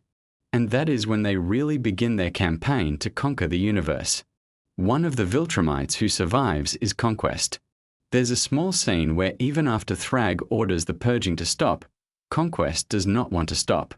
He would have kept going until he was the last one standing. You can almost see him calculating whether he could take Thrag himself. He decides he probably cannot, and stops. That small moment tells you everything about who Conquest is and why he is so dangerous. He is not motivated by ideology or loyalty. He simply wants to fight, wants to win, wants to keep going until there is nothing left to defeat. There is also a young Omni-Man in the crowd during these scenes. Nolan Grayson, Mark's father, present during the Great Purge, alive during this period of Viltrumite history. The show has been slowly filling in pieces of his backstory, helping viewers understand how someone becomes who Omni-Man is. He looks younger here, and one of the interesting things to notice is that Thrag, who is clearly ancient, does not appear to have aged the same way Omni-Man does later. Age affects Viltrumites strangely. As they get older, they slow their aging further. They become functionally immortal at a certain point. But the exact reasons why some of them age in particular ways is tied to genetics and battle history, and things the story is still slowly revealing. Let the weight of your eyelids settle. There's no rush. The story will still be here, moving gently forward, whether you're fully awake or half dreaming. Just let it carry you. After the flashback ends, we return to the present-day story of the show, which takes place on a world called Telescria, the home base of the Coalition of Planets. The Coalition is an alliance formed specifically to oppose the Viltrumite Empire, and it is led by Thetis, the same Thetis who killed Argor thousands of years before. He has spent millennia working against the empire he once served. He has recruited aliens and humans and half Viltrumites and anyone else willing to fight. And now, They face their best opportunity to strike. Thrag and a small number of Viltrumites have retreated to their home planet of Viltrum. The larger Viltrumite forces are scattered across the universe, returning from their various postings and conquests. If the coalition can strike now, before those forces reassemble, they have a chance. Not a great chance, but a chance. Thetis believes that killing Thrag is the key. Without their leader, the Viltrumites will fragment. The unity that makes them so dangerous would collapse, and they could be dealt with one or two at a time. The mathematics of the plan are brutal but straightforward. Find the general, remove the general, watch the army fall into chaos. But Omni-Man has a complication with this plan. Thetis is not interested in making peace with any Viltrumites. His goal is extinction. Every single one of them. And that includes half Viltrumites. Mark and Oliver, Nolan's sons, would both be on that list. So Omni-Man is being asked to fight alongside someone whose ultimate vision of victory involves the death of his own children. That tension runs through everything that follows. Viltrum itself is a haunting place. Surrounding the planet is a ring, not of ice or rock like Saturn, but of bodies. The preserved remains of the Viltrumites who died during the Great Purge, kept in orbit as a permanent monument. Omni-Man explains this to Oliver when they arrive. The ring exists as a reminder of weakness. Every time a Viltrumite left the planet or returned to it, they saw those bodies. A constant lesson. A constant shame. A civilization that had literally turned its own dead into propaganda. The fight at Viltrum is enormous. Multiple simultaneous battles happening across and inside the planet. Thrag at the center of all of it, effortlessly handling challenger after challenger. Omni-Man goes after him. Then Mark. Then Oliver. Battle Beast tries his luck. Space Racer fires his incredibly powerful Infinity Ray at close range. And Thrag is essentially unbothered by all of it. There is a moment where Mark, who recently killed a Viltrumite named Conquest, announces this fact during the battle. And even the Viltrumites fighting all around them pause. Even Anissa, who has been physically dominating Mark throughout this fight, looks at him differently. Even Thrag is genuinely impressed. He invites Mark to hit him at full strength. Mark does. It does not move Thrag even slightly. Not a single hair displaced. The animation of this moment is apparently stunning, using visual techniques that make Thrag look not just powerful but elemental. Like a force of nature that has simply been given a face. Breathe slowly. In through the nose, out through the mouth. Let your jaw unclench. Let your hands relax open. The story continues at its own gentle pace, and you are exactly where you're supposed to be. The planet Viltrum is ultimately destroyed. The Coalition uses Space Racer's Infinity Ray to bore a tunnel through the planet's core, and then Omni-Man, Mark, and Oliver fly through that tunnel together, pushing the already fractured crust apart, splitting the planet. The imagery is spectacular, apparently. The debris field. The bodies still floating in that original ring of dead. The silence after something that large and that old simply stops existing. Nolan's reasoning for wanting to destroy the planet is almost poetic in its sadness. He sees Viltrum not as a home but as a tomb. A monument to everything wrong with what his people became. While it exists, the Viltrumites can never truly change. So he helps erase it from the universe. Thrag's response to losing his planet is to kill Thetis. He rips his head off with the same calm efficiency with which he does everything. Declares that Argol has been avenged. The man who killed the Emperor has now been killed. The score, in Thrag's mind, is settled. But the war is far from over.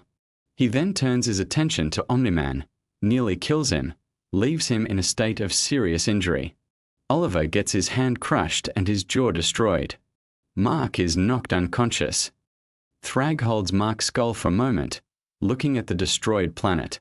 And then, for reasons he does not fully explain, he lets Mark live. He says he does not want to see more Viltrumites die. But the show seems to be suggesting there is another reason. One tied to things not yet revealed. He then orders the surviving Viltrumites to make for Earth. The plan has changed completely. They no longer have a home planet, so they will take one. Earth is now the target. The Viltrumite remnants will conquer it, settle it, use its human population to rebuild their numbers through interbreeding, and begin again. The empire that lost its home will make a new one out of the world Mark has spent his entire life protecting. There is a gap of several weeks in the story after this battle. Time for people to heal. Alan, a character from the Coalition, is named the new leader now that Thetis is gone. Everyone recovers. But no one can find the Viltrumites, because the Viltrumites are already heading to Earth. They are already on their way. And Earth does not know what is coming. Let your mind wander if it wants to. Let it drift toward that image of space again. The quiet between stars. The long, long distances. The way light takes years to travel from one point to another, so that when you look at a star, you are always seeing the past. There is something comforting in that. History is always arriving. Nothing is ever entirely gone. The animated Invincible series does something that a lot of adaptations of comic books fail to do. It remembers that the best superhero stories are not about the action. The action is the surface. Underneath it is something much more intimate. Family. The complicated love between parents and children. The question of what we owe the people who made us. What we do when the people we love are also capable of terrible things. Omni-Man is a perfect example of this. He is genuinely one of the most powerful beings in the universe. And he has spent his life making choices that have caused enormous harm. Coming to Earth on a mission of conquest, spending 20 years building a family, and then being changed by that family in ways he did not anticipate. His love for his wife and his son is real. And his identity as a Viltrumite conqueror is also real. And those two things cannot coexist. And the entire series is about what happens when that contradiction finally breaks open. Mark carries this same contradiction inside him. He is half human and half one of the most feared species in the universe. He wants to be a hero in the straightforward sense, the kind of hero who shows up and saves people and goes home afterward. But the universe keeps demonstrating that heroism is enormously complicated. That saving one person sometimes means failing another. That the right choice is rarely obvious and often comes with costs that nobody tells you about in advance. The show also has a genuinely unusual willingness to sit with difficult emotions. To let its characters be wrong. To let them be scared. To let them fail. There are episodes where Mark does not win. Where the people around him are hurt and he cannot stop it. Where the bad thing happens despite everything he does. And the show does not flinch from the consequences of those moments. They ripple forward. They change people. Let yourself sink a little deeper. The voice continues. The story keeps moving. But you do not need to hold any of it. Just let it float through, soft and unhurried. One of the interesting things the animated series does is give more screen time and depth to characters who existed mostly in the background of the comics. The Coalition of Planets, for example, is a much more fleshed-out organization on the show. The various alien races, their politics, their histories, their reasons for opposing the Viltrumite Empire, all of this gets more room to breathe. Thetis in particular becomes a genuinely complex figure. He is someone who made an enormous sacrifice, killing his own emperor because he believed it was the right thing, and spent thousands of years working toward a goal, only to find that the methods he is willing to use to achieve that goal have made him something not entirely different from what he was fighting against. He would kill every Viltrumite, including the ones who have done nothing wrong, including children. The purity of his original intention has calcified into something that looks a lot like the ruthlessness he once opposed. Robert Kirkman has talked about how Invincible is, in many ways, a story about cycles. About how violence produces more violence. How empires justify their cruelty with the memory of past injustice. How individuals carry the weight of histories they did not personally create. Mark is the person in this story who has the best chance of breaking one of these cycles. He has access to both the human and the Viltrumite parts of the universe. He is loved by people on both sides. He has, potentially, the ability to find a path that nobody else can find. But the story is honest about how difficult that is. How many things stand in the way? How many powerful people have decided that the cycle must continue? The voice acting in the animated series has been widely praised. The cast is genuinely remarkable. Stephen Yeun voices Mark with a kind of earnest energy that makes you root for him even when he is making obvious mistakes. J.K. Simmons voices Omni-Man with a gravitas that makes every scene feel significant. Sandra Oh plays Mark's mother Debbie with real emotional precision. And there are dozens of guest voices throughout the series, including some surprising choices that speak to the passion of the people making it. The connection between Invincible and Transformers, for example, is more than coincidental. Robert Kirkman grew up deeply devoted to Transformers. It was one of the defining pop culture loves of his life. When casting Thetis, he reached out to Peter Cullen, who has voiced Optimus Prime for decades. And when it came time to use the character of Argol, Kirkman wanted Frank Welker, the voice of Megatron. Getting both of these voices into the same animated universe was clearly deeply meaningful to him.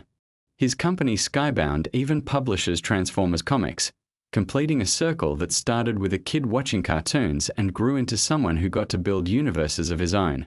Your breathing is slower now. The tension in your body has eased. The day is further away than it was when we started. The thoughts that were loud before are quieter. The story has been doing its work, gently and without hurry, filling the space where anxiety usually lives. The planet Viltrum, before it was destroyed in the show, had orbited its star for longer than human civilization has existed. The ring of dead surrounding it had been there for thousands of years. Thrag had sat on his throne, looking at Argol's skull, for longer than most of the other characters in the story have been alive.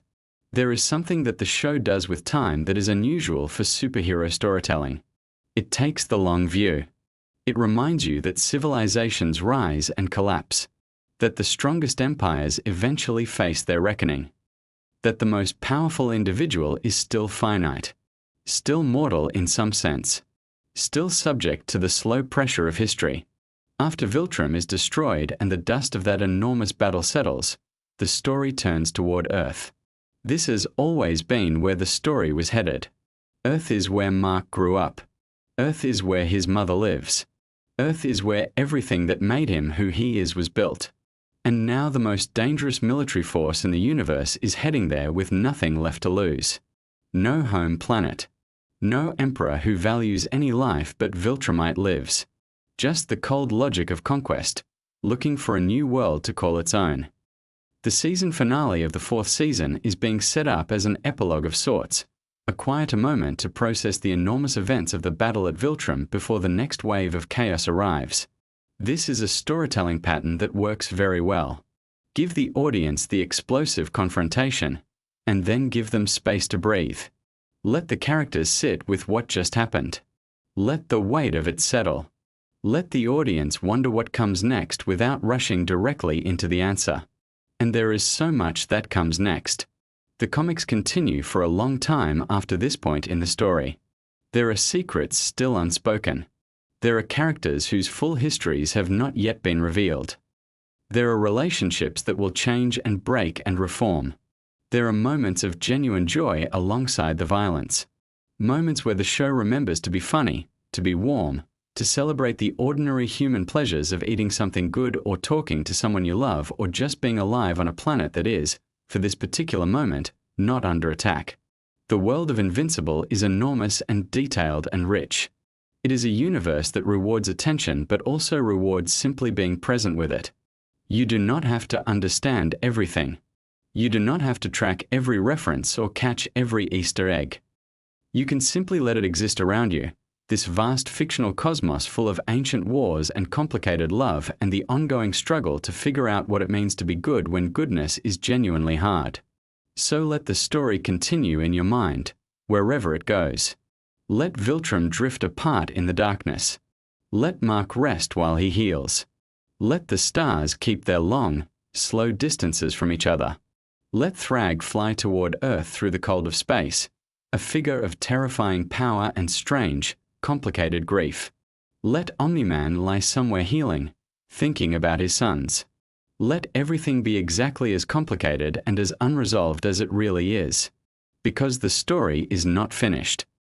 It will keep going. There is always more to discover. And you can discover all of it another time. Right now, there is only this moment. The quiet. The dark. The weight of everything softening into rest. The universe is very large and very old and very patient. It will still be there when you wake up. All of its questions will still be waiting, gentle and unhurried, exactly where you left them. Sleep now. The story can wait. It has waited thousands of years already. A few more hours is nothing at all. Just let go. Let your thoughts become pictures and your pictures become nothing in particular. Let the voice become a hum. Let the hum become silence. And let the silence be enough. You are safe. You are still. The night is long and soft and exactly as it should be. Rest. The animation team behind Invincible spent years hiding secrets inside a show most people watch through their fingers. So let's slow it all the way down and find every single one of them. Invincible is an animated superhero series that premiered on Amazon Prime Video in March of 2021. It is based on the comic book series created by Robert Kirkman, the same mind behind The Walking Dead. The show follows 17-year-old Mark Grayson, a teenager who is just trying to survive high school while also figuring out that he is slowly developing superpowers. His father, Nolan Grayson, goes by the name Omni-Man, and he is essentially the most powerful superhero on Earth. Think of the strongest, most respected hero you can imagine, and that is Nolan. He has been protecting the planet for years, and Mark just wants to be like him. What makes Invincible so special right from the start is the way it handles expectations. For the first 20 to 25 minutes of the very first episode, it genuinely looks and feels like a typical superhero origin story. The colors are bright, the tone is upbeat, Mark is a lovable, awkward teenager, and everything seems cheerful and optimistic. The creative team behind the show did this intentionally. They wanted the audience to feel completely safe and comfortable before pulling the rug out from under them. That tonal bait and switch is one of the most talked about decisions in the entire first episode, and it works spectacularly. The show is produced by Skybound Entertainment, which is Robert Kirkman's own production company, giving him a level of creative control that a lot of comic creators never get when their work is adapted. Kirkman actually served as an executive producer on the series, meaning he was deeply involved in the decisions being made about how the story would translate from page to screen. That involvement shows in how faithfully the series respects the source material, while also finding smart ways to expand and breathe new life into it. One of the first things you notice about Invincible is its voice cast, and it is genuinely one of the most impressive assembled for any animated project in recent memory. Steven Yeun voices Mark Grayson, bringing this warm, earnest quality to the character that makes you root for him immediately. Steven Yeun is best known for his live-action work, including his role in The Walking Dead and his Oscar-nominated performance in the film Minari. His involvement in Invincible speaks to how seriously the production took the project. This was not a casual animated gig. This was a full commitment to bringing depth and authenticity to the character. Yotka. Simmons voices Omni-Man, and honestly, the casting is so perfect it almost feels like it was inevitable. Simmons has this natural commanding authority in his voice. When Nolan speaks, you listen.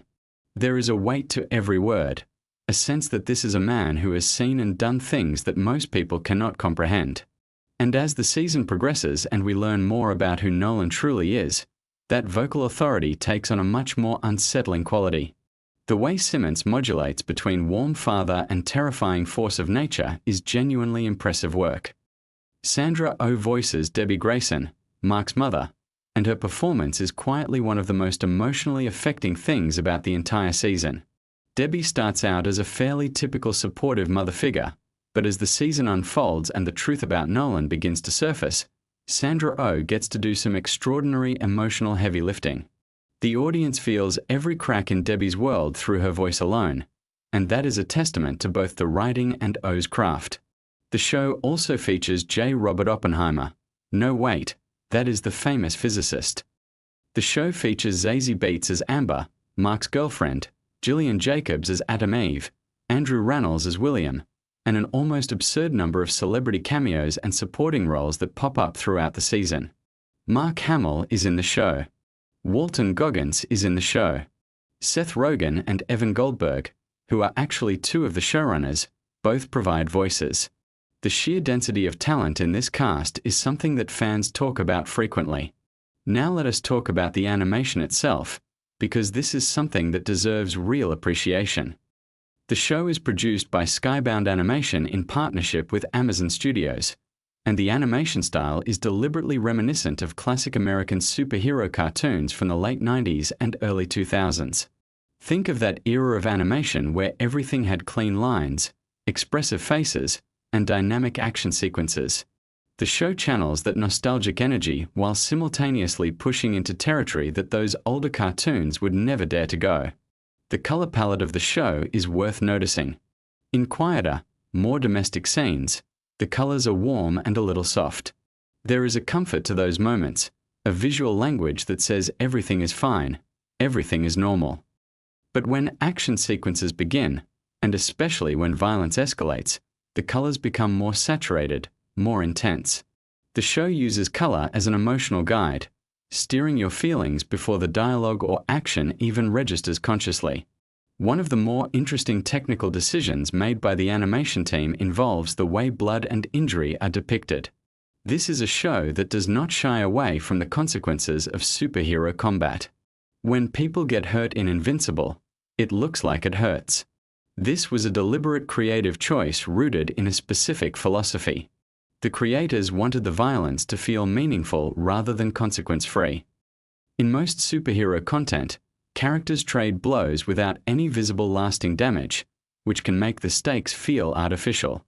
Invincible refuses to let that happen. The show's first season covers roughly the first 13 issues of the original comic series, though with some adjustments and additions. The pacing is notably different from the comics, with the television adaptation taking time to develop relationships and emotional dynamics that the comics sometimes moved past quickly.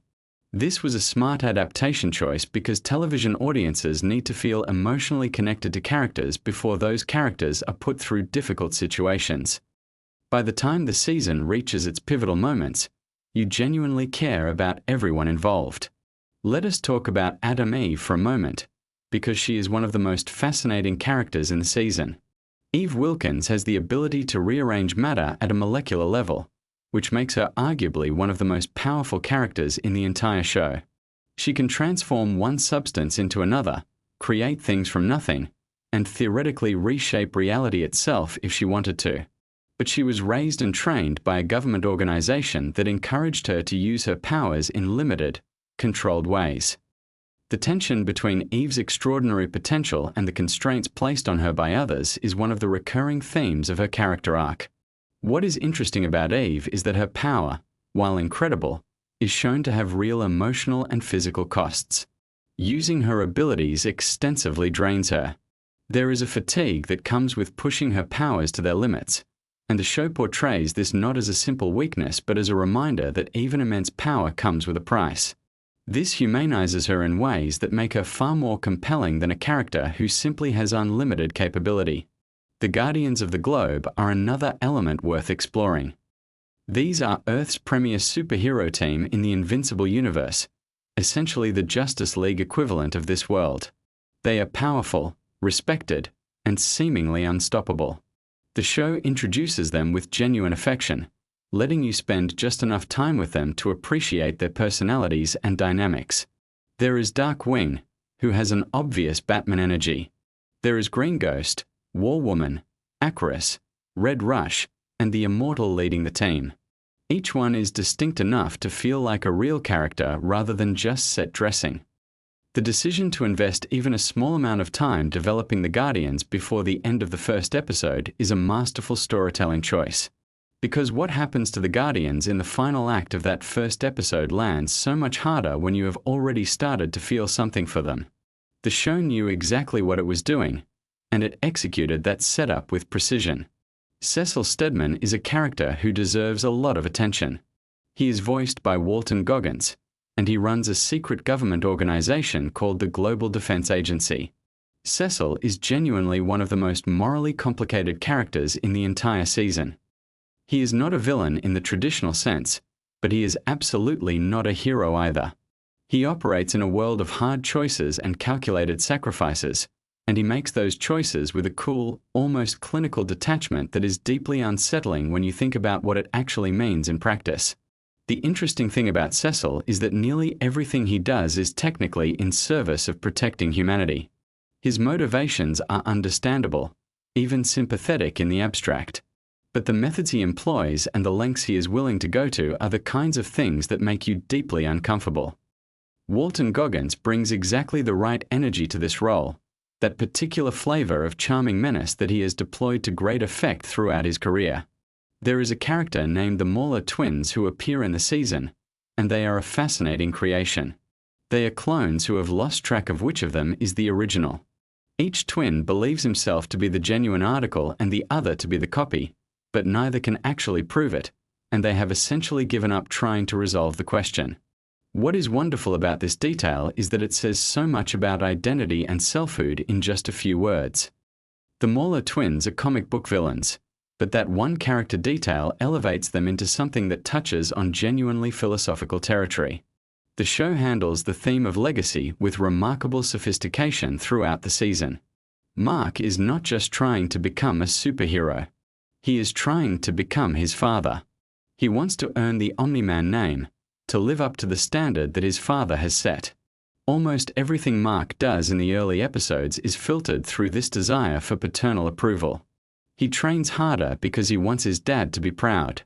He tries to understand his powers because he wants to share something meaningful with Nolan. That emotional drive is the engine of the entire season. What makes this so effective dramatically is what happens when the object of that admiration is revealed to be something else entirely.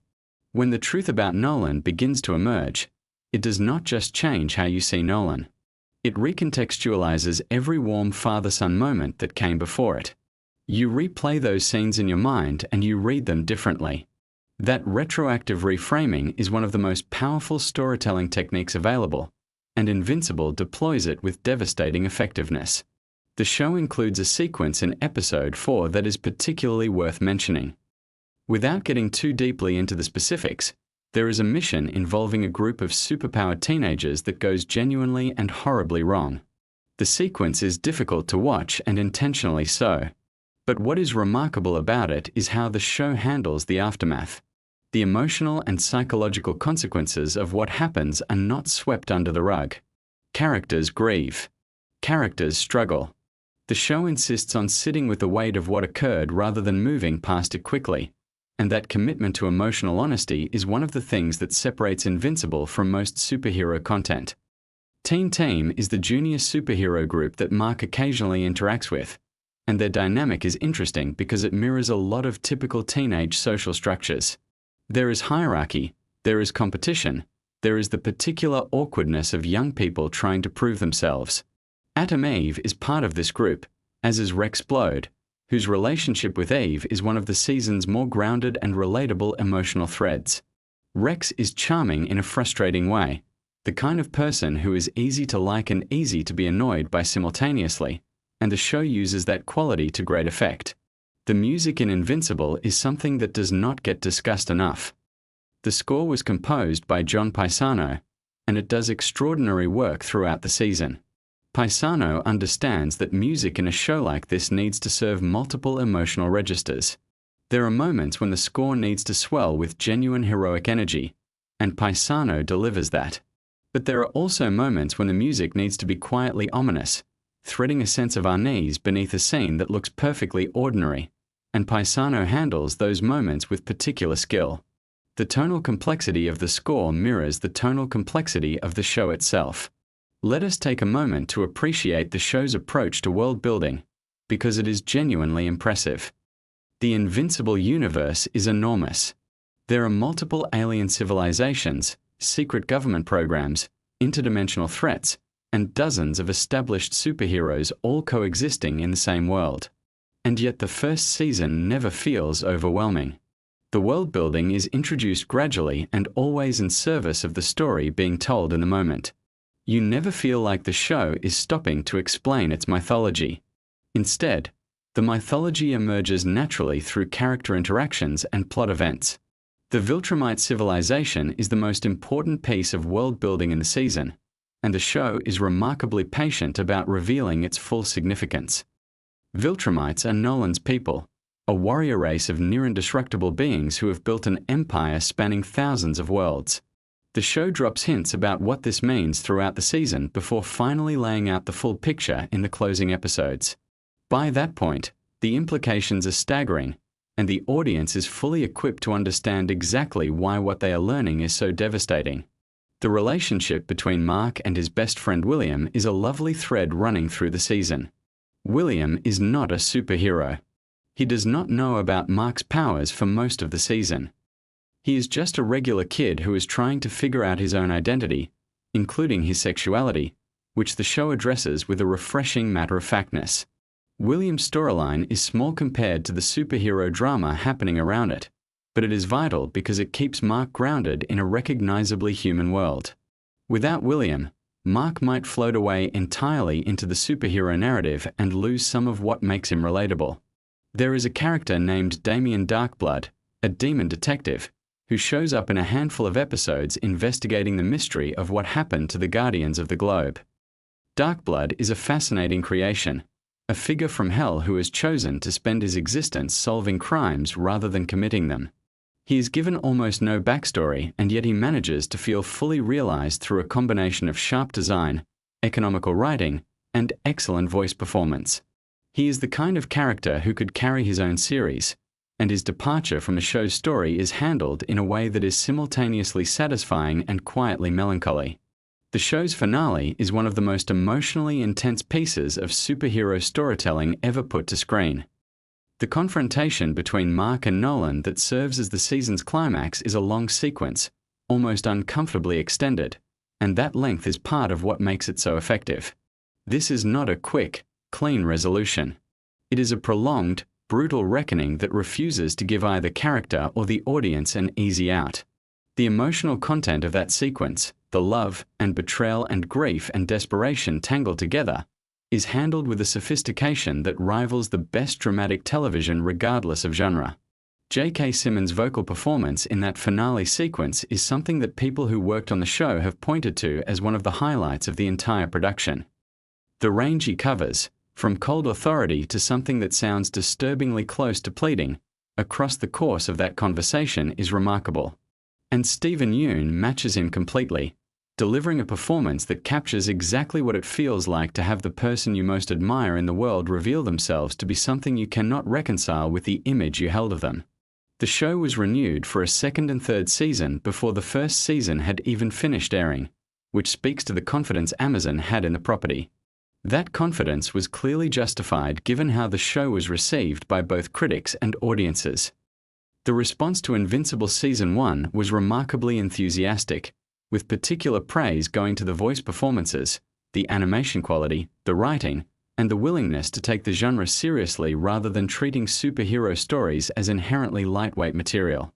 One of the more interesting behind-the-scenes facts about the production involves the sheer number of episodes that were developed simultaneously. Because Amazon ordered multiple seasons before production was complete, the creative team was able to plan long-term story arcs from very early in the process. This kind of structural freedom is rare in television, and it shows in the writing. The first season plants seeds that will pay off much later, and the team was able to do this knowing that they would actually have the chance to deliver on those promises. The design of Omni-Man's costume is worth a brief appreciation. It is deliberately simple, almost aggressively so compared to the intricate designs of other characters. The black cape, the dark suit, the large mustache that became an internet sensation unto itself. The visual simplicity of Omni-Man's design communicates something important about the character. He does not need elaborate armor or flashy technology. He is the weapon. Everything about him is contained in his physical presence, and the stripped-down costume reflects that. Cecil's scarring, the visible damage to his face, is a visual element that carries significant narrative weight. It represents a story from the past, a consequence of decisions made long before the events of the first season. The show does not rush to explain it. The scars are simply there, a constant physical reminder that this world has a history full of difficult choices and real consequences. That kind of visual storytelling, letting a design element communicate character backstory without explicit exposition, is one of the hallmarks of sophisticated animation. The first season of Invincible also does something interesting with the concept of heroism itself. The Global Defense Agency, Cecil's organization, represents a certain pragmatic approach to protecting humanity. They make deals that are morally uncomfortable. They deploy assets in ways that could be described as using people rather than working with them. Their effectiveness is real, but so is their willingness to compromise on ethical questions when the stakes are high enough. This creates an ongoing tension about what it actually means to protect the world and whether good intentions justify troubling methods. Mark wrestles with this tension throughout the season, and his discomfort with some of what Cecil represents is an important part of his character development.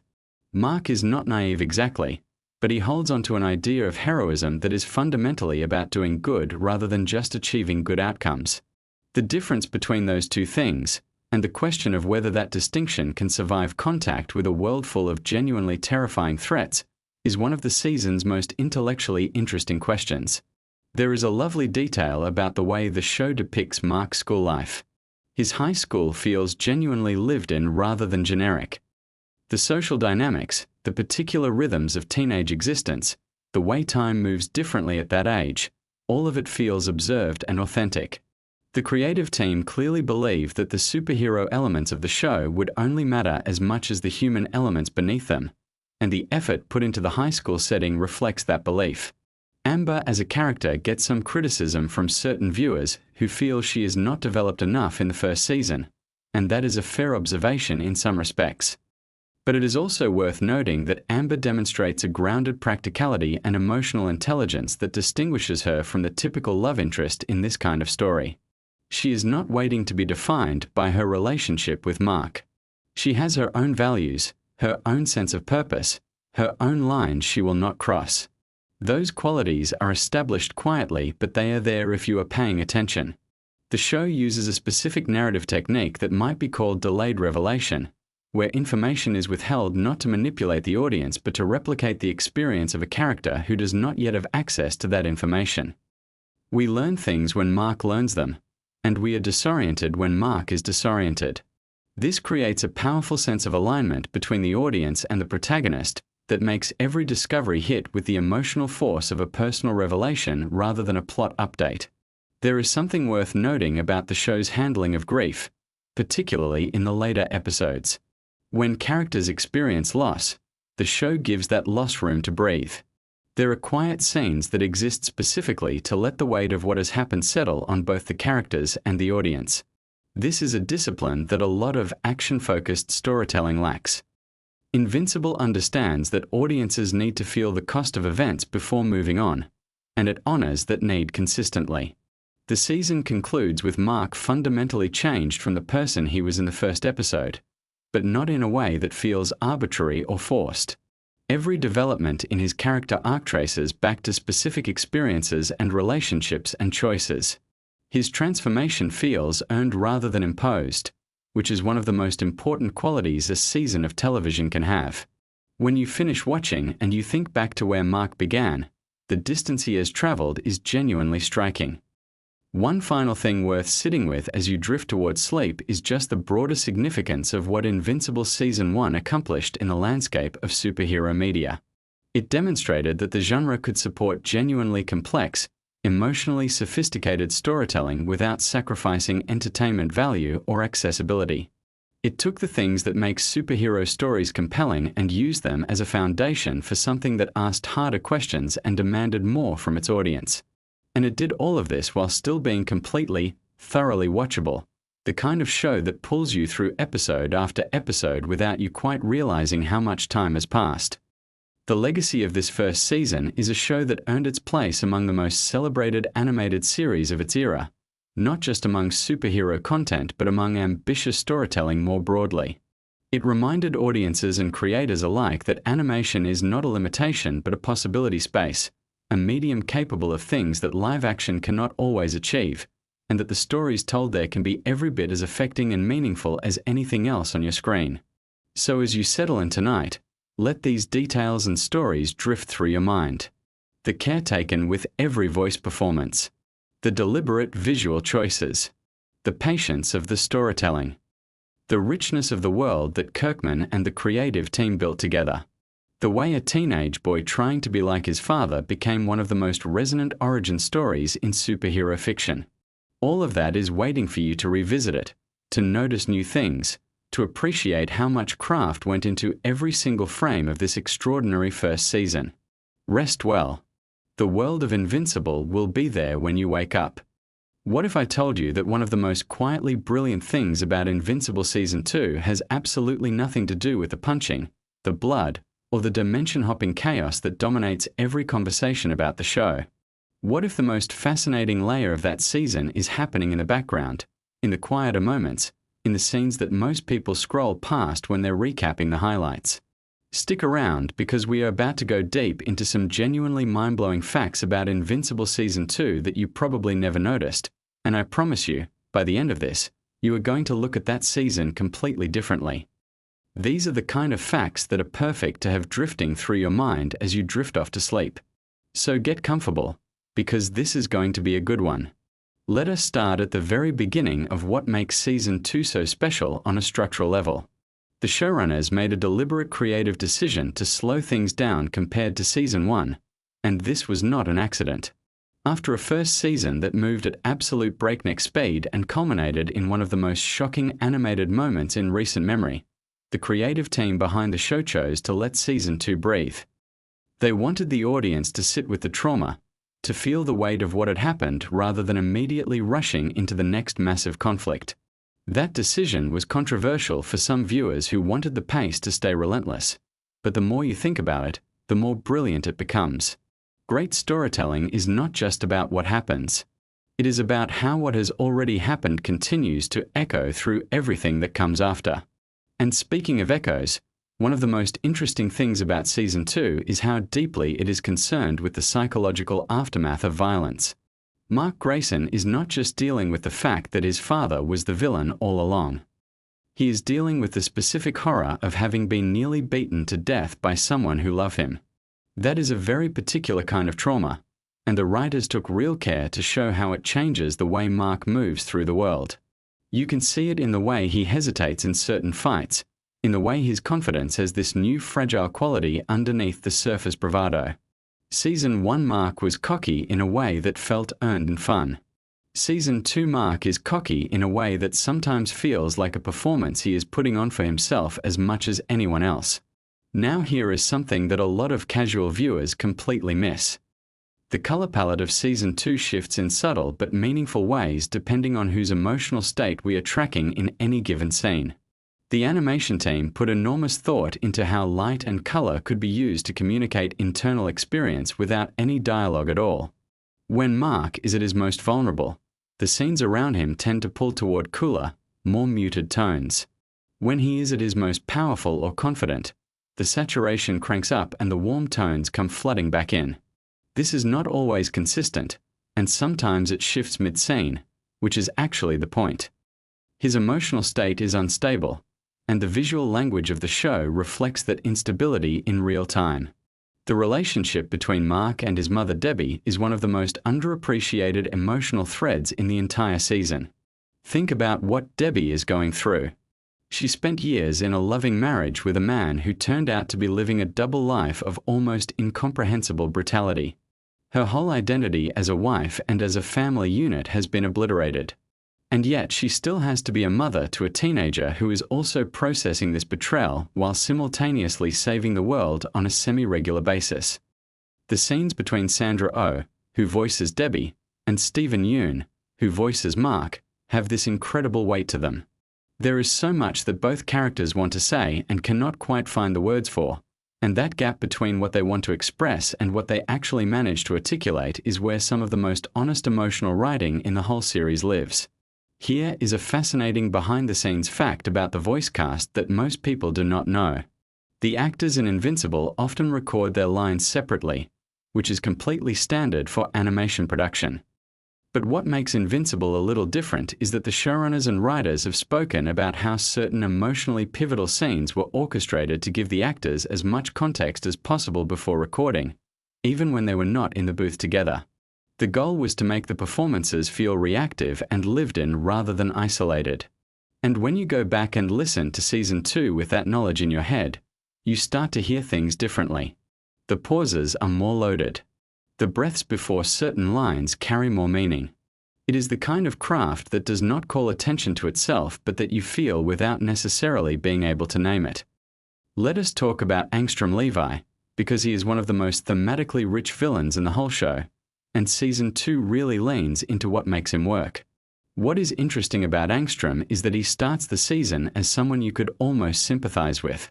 He is not evil in a mustache-twirling way. He has a genuine grievance and a genuine goal. He wants to help people across dimensions, to aggregate knowledge and use it for good.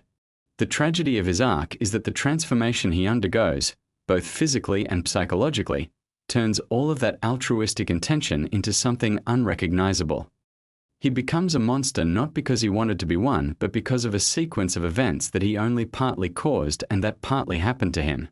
That moral ambiguity is so much more interesting than a straightforward bad guy, and it makes the conflict between him and Mark feel genuinely tragic rather than just exciting. One of the things the show does brilliantly in Season 2 is use the concept of parallel universes not just as a plot device but as a genuine philosophical tool. When Angstrom can access countless alternate realities, you start thinking about what that means for identity and choice. Every version of a person that exists across infinite dimensions represents a different set of decisions, a different set of circumstances, a different life. And yet something remains constant at the core. That question of what remains constant, of what is essential about a person no matter what variables change around them, is something the season keeps returning to in different ways. It is not always explicit, but it is always there, running underneath the surface of the action. Now I want to spend some time on something that gets almost no attention in the discourse around this season, and that is the sound design. Invincible has always had extraordinary sound design, but Season 2 takes it to a new level. The way impacts are layered, the way the silence before a major moment of violence is held just a beat too long so that when the hit lands it feels almost physically shocking. These are decisions that take enormous skill and intentionality. The sound team works in close collaboration with the animation team to make sure that what you see and what you hear are creating a unified experience. Some of the most brutal moments in Season 2 hit as hard as they do not just because of how they look, but because of how they sound. The audio is doing as much emotional work as the visuals in many key scenes. Here is something genuinely surprising about the production timeline for Season 2. The gap between Season 1 and Season 2 was significantly longer than most fans expected, and a big part of that was because the team wanted to use the additional time to refine the animation quality beyond what they had been able to achieve in the first season. If you sit down and do a careful comparison between certain scenes from Season 1 and equivalent scenes from Season 2, the difference in fluidity and detail is noticeable. The fight choreography in particular got a significant upgrade. The team spent a lot of time studying real martial arts and physics to make the way these superhuman characters move feel more grounded and believable, even when the things they are doing are completely impossible by the laws of physics as we understand them. The Cecil Stedman storyline in Season 2 is one that rewards really careful attention. Cecil is such a fascinating character because he operates in this completely immoral utilitarian framework where the only thing that matters is outcomes. He is not cruel for the sake of it. He genuinely believes that everything he does is in service of protecting humanity. But the show refuses to simply validate that worldview, and it also refuses to simply condemn it. There is no easy answer to the question Cecil raises, and that discomfort is intentional. When you have a character who does objectively terrible things for arguably defensible reasons, you as the audience are forced to sit with the complexity of it. Season 2 pushes that discomfort further by showing how Cecil's approach creates real consequences for real people, even as it sometimes genuinely works. Something that does not get nearly enough credit is how Season 2 handles the supporting cast.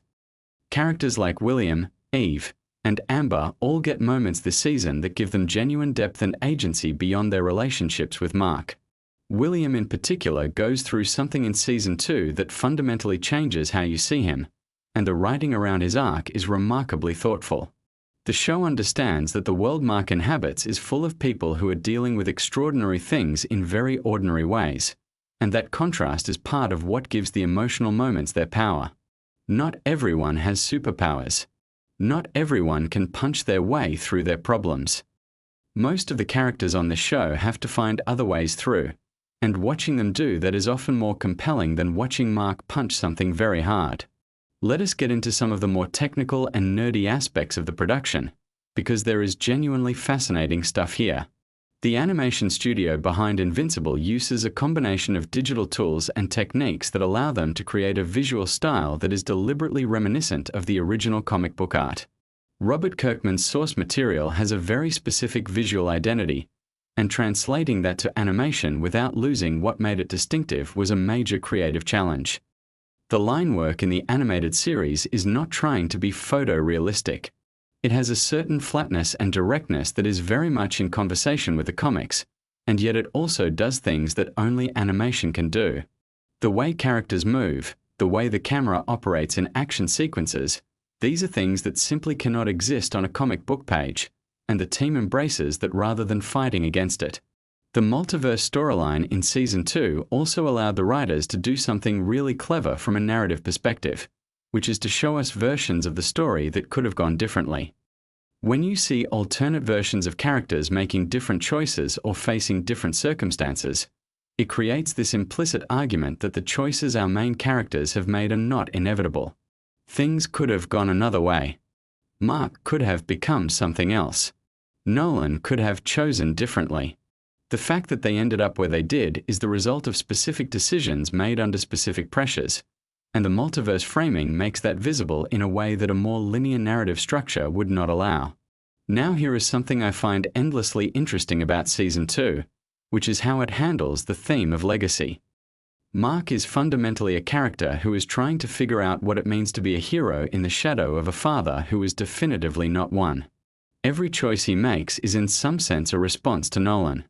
Every time he could take a shortcut and chooses not to, it is a statement about who he wants to be versus who he was raised by. That is not just compelling drama. It is a really honest engagement with how we all carry our parents with us, how we are shaped by them even when we are actively trying to be different from them, and how that process of differentiation is never as clean or complete as we would like it to be.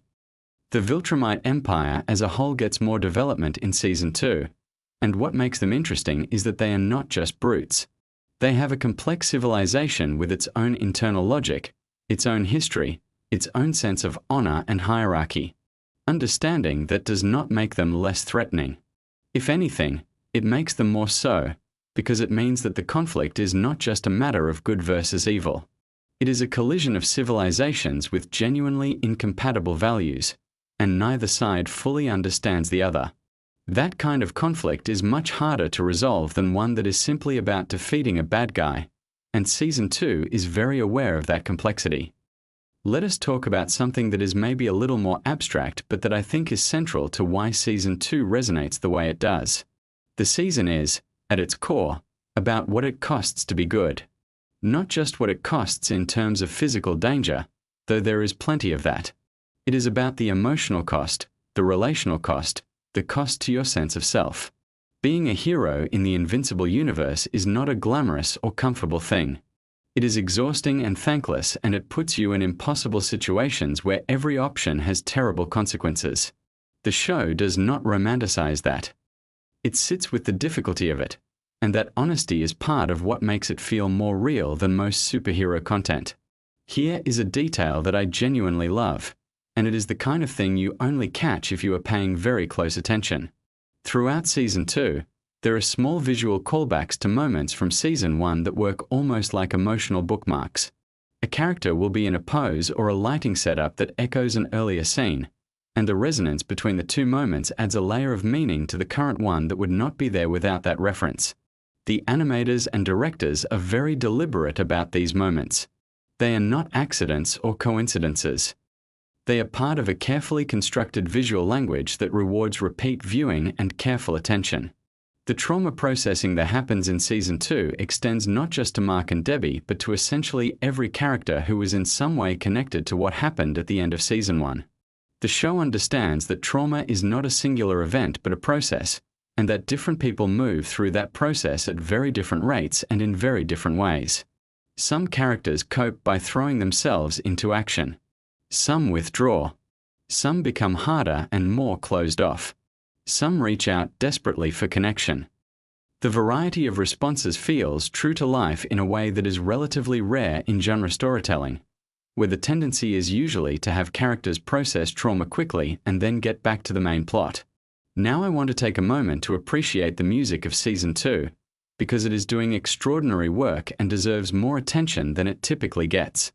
The score for Invincible has always been interesting, but Season 2 introduces some new sonic textures that perfectly complement the more psychologically complex tone of the season.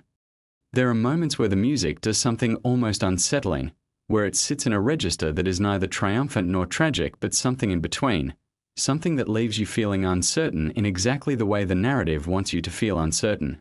That kind of precision in musical storytelling is not easy to achieve, and the composers deserve enormous credit for it. Something that is worth noting about the production of the show is the way it manages its most intense scenes. Because Invincible deals with extremely graphic violence, the creative team has had to think carefully about when to deploy that graphicness and when to pull back. The violence in the show is never gratuitous in the sense of being there purely for shock value.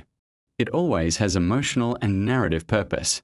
But the team also understands that you cannot maintain shock as a consistent baseline. If everything is equally intense all the time, nothing feels intense. So they are very strategic about building and releasing tension, about letting episodes breathe so that when the violence comes it still has the power to land with full force. Let us circle back to Nolan for a moment, because even though he is largely absent from Season 2 in a physical sense, his presence is felt constantly. The writers do something really smart with this, which is to make Nolan's absence itself a kind of presence. Every time Mark is struggling, every time the emotional weight of what has happened becomes too much, Nolan is right there not as a character in the scene, but as a gravitational force shaping everything around him.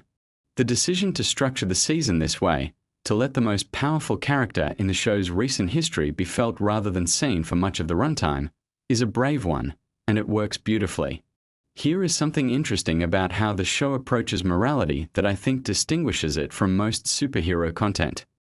Invincible does not have a simple moral framework. It does not tell you who the good guys and bad guys are and then ask you to root for the good guys. Instead, it presents a world in which almost every significant character has done something that is genuinely questionable and then asks you to hold that complexity without resolving it. That is uncomfortable for an audience that is used to moral clarity from their superhero stories, but it is also much more honest about how actual human beings and their choices actually work. The animation of facial expressions in Season 2 is something that I think gets underappreciated. So much of what makes the show work emotionally is communicated through very subtle shifts in expression, the micromovements of features that convey internal states that the dialogue does not fully articulate. The animators clearly studied human emotional expression in enormous detail, and the result is characters whose faces feel genuinely alive and psychologically inhabited rather than just being vessels for moving the plot forward. When Mark looks scared, it is a very specific kind of scared that tells you something about the nature of his fear, not just that he is afraid. The show's handling of its romantic relationships in Season 2 is also worth examining. The Mark and Amber dynamic reaches a really honest and somewhat painful moment this season, and the show handles the end of their relationship without villainizing either character. Both of them are doing the best they can with genuinely difficult circumstances. Both of them make choices that are understandable even when those choices hurt the other person. The willingness to let a relationship end without declaring anyone the bad guy is mature storytelling, and it models something important about how relationships actually work in the real world. Now here is a genuinely fascinating production fact.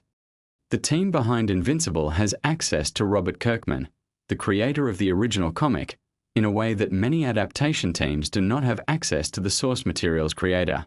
Kirkman has been involved in the production of the animated series in a very hands-on way, and this has allowed the show to develop in directions that diverge from the comics when dramatically appropriate, with the blessing and guidance of the person who created these characters. That level of creative continuity between source material and adaptation is rare, and it shows in the confidence with which the show makes choices that the comics did not make. The Season 2 finale deserves its own discussion because it does something structurally interesting that most finales do not attempt. Rather than resolving the season's central conflicts in a way that provides clean closure, it instead positions the viewer at the threshold of something even larger and more complex that is coming. This is not the same as leaving things unresolved for the sake of it. The emotional arcs of the season do reach meaningful stopping points, but the larger narrative continues to unfold, and the finale is very deliberate about making you feel the vastness of what is still ahead rather than the satisfaction of what has been completed. That is a bold choice that trusts the audience to tolerate ambiguity, and audiences who have been paying attention fully deserve that trust. Something I want to highlight because it genuinely moved me when I noticed it is the way Season 2 treats hope. Despite everything, despite the violence and the betrayal and the ongoing existential threats, the show has this persistent undercurrent of hope. Not naive hope, not the kind of hope that ignores how terrible things can be, but a harder one kind that persists precisely because the characters have seen how bad things can get and are still choosing to fight for something better. That is the kind of hope that actually means something, and it is what keeps Invincible from becoming nihilistic despite dealing with genuinely nihilistic subject matter in several of its storylines. The dimensional travel mechanics in Season 2 also worth a moment of appreciation from a world-building perspective. The show does not just use the multiverse as a backdrop. It thinks through the logical and emotional implications of what it would mean to be able to move between realities. What would it mean for your sense of identity? What would it mean for your relationships? If there are infinite versions of the people you love, what does that do to the specific love you have for the specific version of them that you know? These are not questions the show answers definitively, but it asks them in ways that stick with you. Let us appreciate for a moment how Season 2 manages its ensemble. This is a show with an enormous cast of characters, many of whom have their own complex storylines and emotional arcs. Keeping all of those plates spinning without any of them feeling neglected or perfunctory is a genuine organizational challenge, and Season 2 handles it with remarkable grace. Part of how they do this is by understanding which characters to put in the same orbit at any given time so that their stories can develop in ways that illuminate each other. Cecil and Debbie, for example, occupy very different emotional registers, but putting them in proximity to each other creates a kind of dialogue between their worldviews that enriches both of their storylines. The way the show depicts government and institutional power in Season 2 is also really interesting. The Global Defense Agency and the way it operates raises all kinds of questions about accountability, about who gets to make decisions that affect everyone, about the difference between authority granted by institutions and authority earned through genuine service. These are not abstract political questions in the context of the show. They play out through the lived experiences of characters we care about, which makes them feel urgent and personal rather than theoretical. Here is one more thing that I find endlessly compelling about Season 2, and it is maybe the thing that stays with me the most. The show is deeply invested in the question of what we owe each other. What do parents owe their children? What do children owe their parents? What do heroes owe the people they protect? What do those people owe the heroes who sacrifice for them? There are no easy answers, and the show does not try to provide them. Instead, it keeps returning to the question from different angles, through different characters, and lets the weight of it accumulate over time. By the time the season ends, you have been sitting with that question for hours, and it has gotten under your skin in a way that the most spectacular action sequences never quite manage. So as you let all of this drift through your mind tonight, think about the layers that are working in a show like this. Think about the color palettes and the sound design, the careful psychology of characters dealing with trauma in real and honest ways, the philosophical weight of the multiverse storyline, the way a show about superheroes can be a genuinely grown-up exploration of identity, legacy, and what it costs to choose to be good. The craft that goes into something like Season 2 of Invincible is extraordinary, and it is the kind of thing that rewards not just watching but thinking. So let it settle. Let the images and ideas move through your mind as you rest tonight. Sometimes the best appreciation for something beautiful is just letting it be there with you quietly. Sleep well.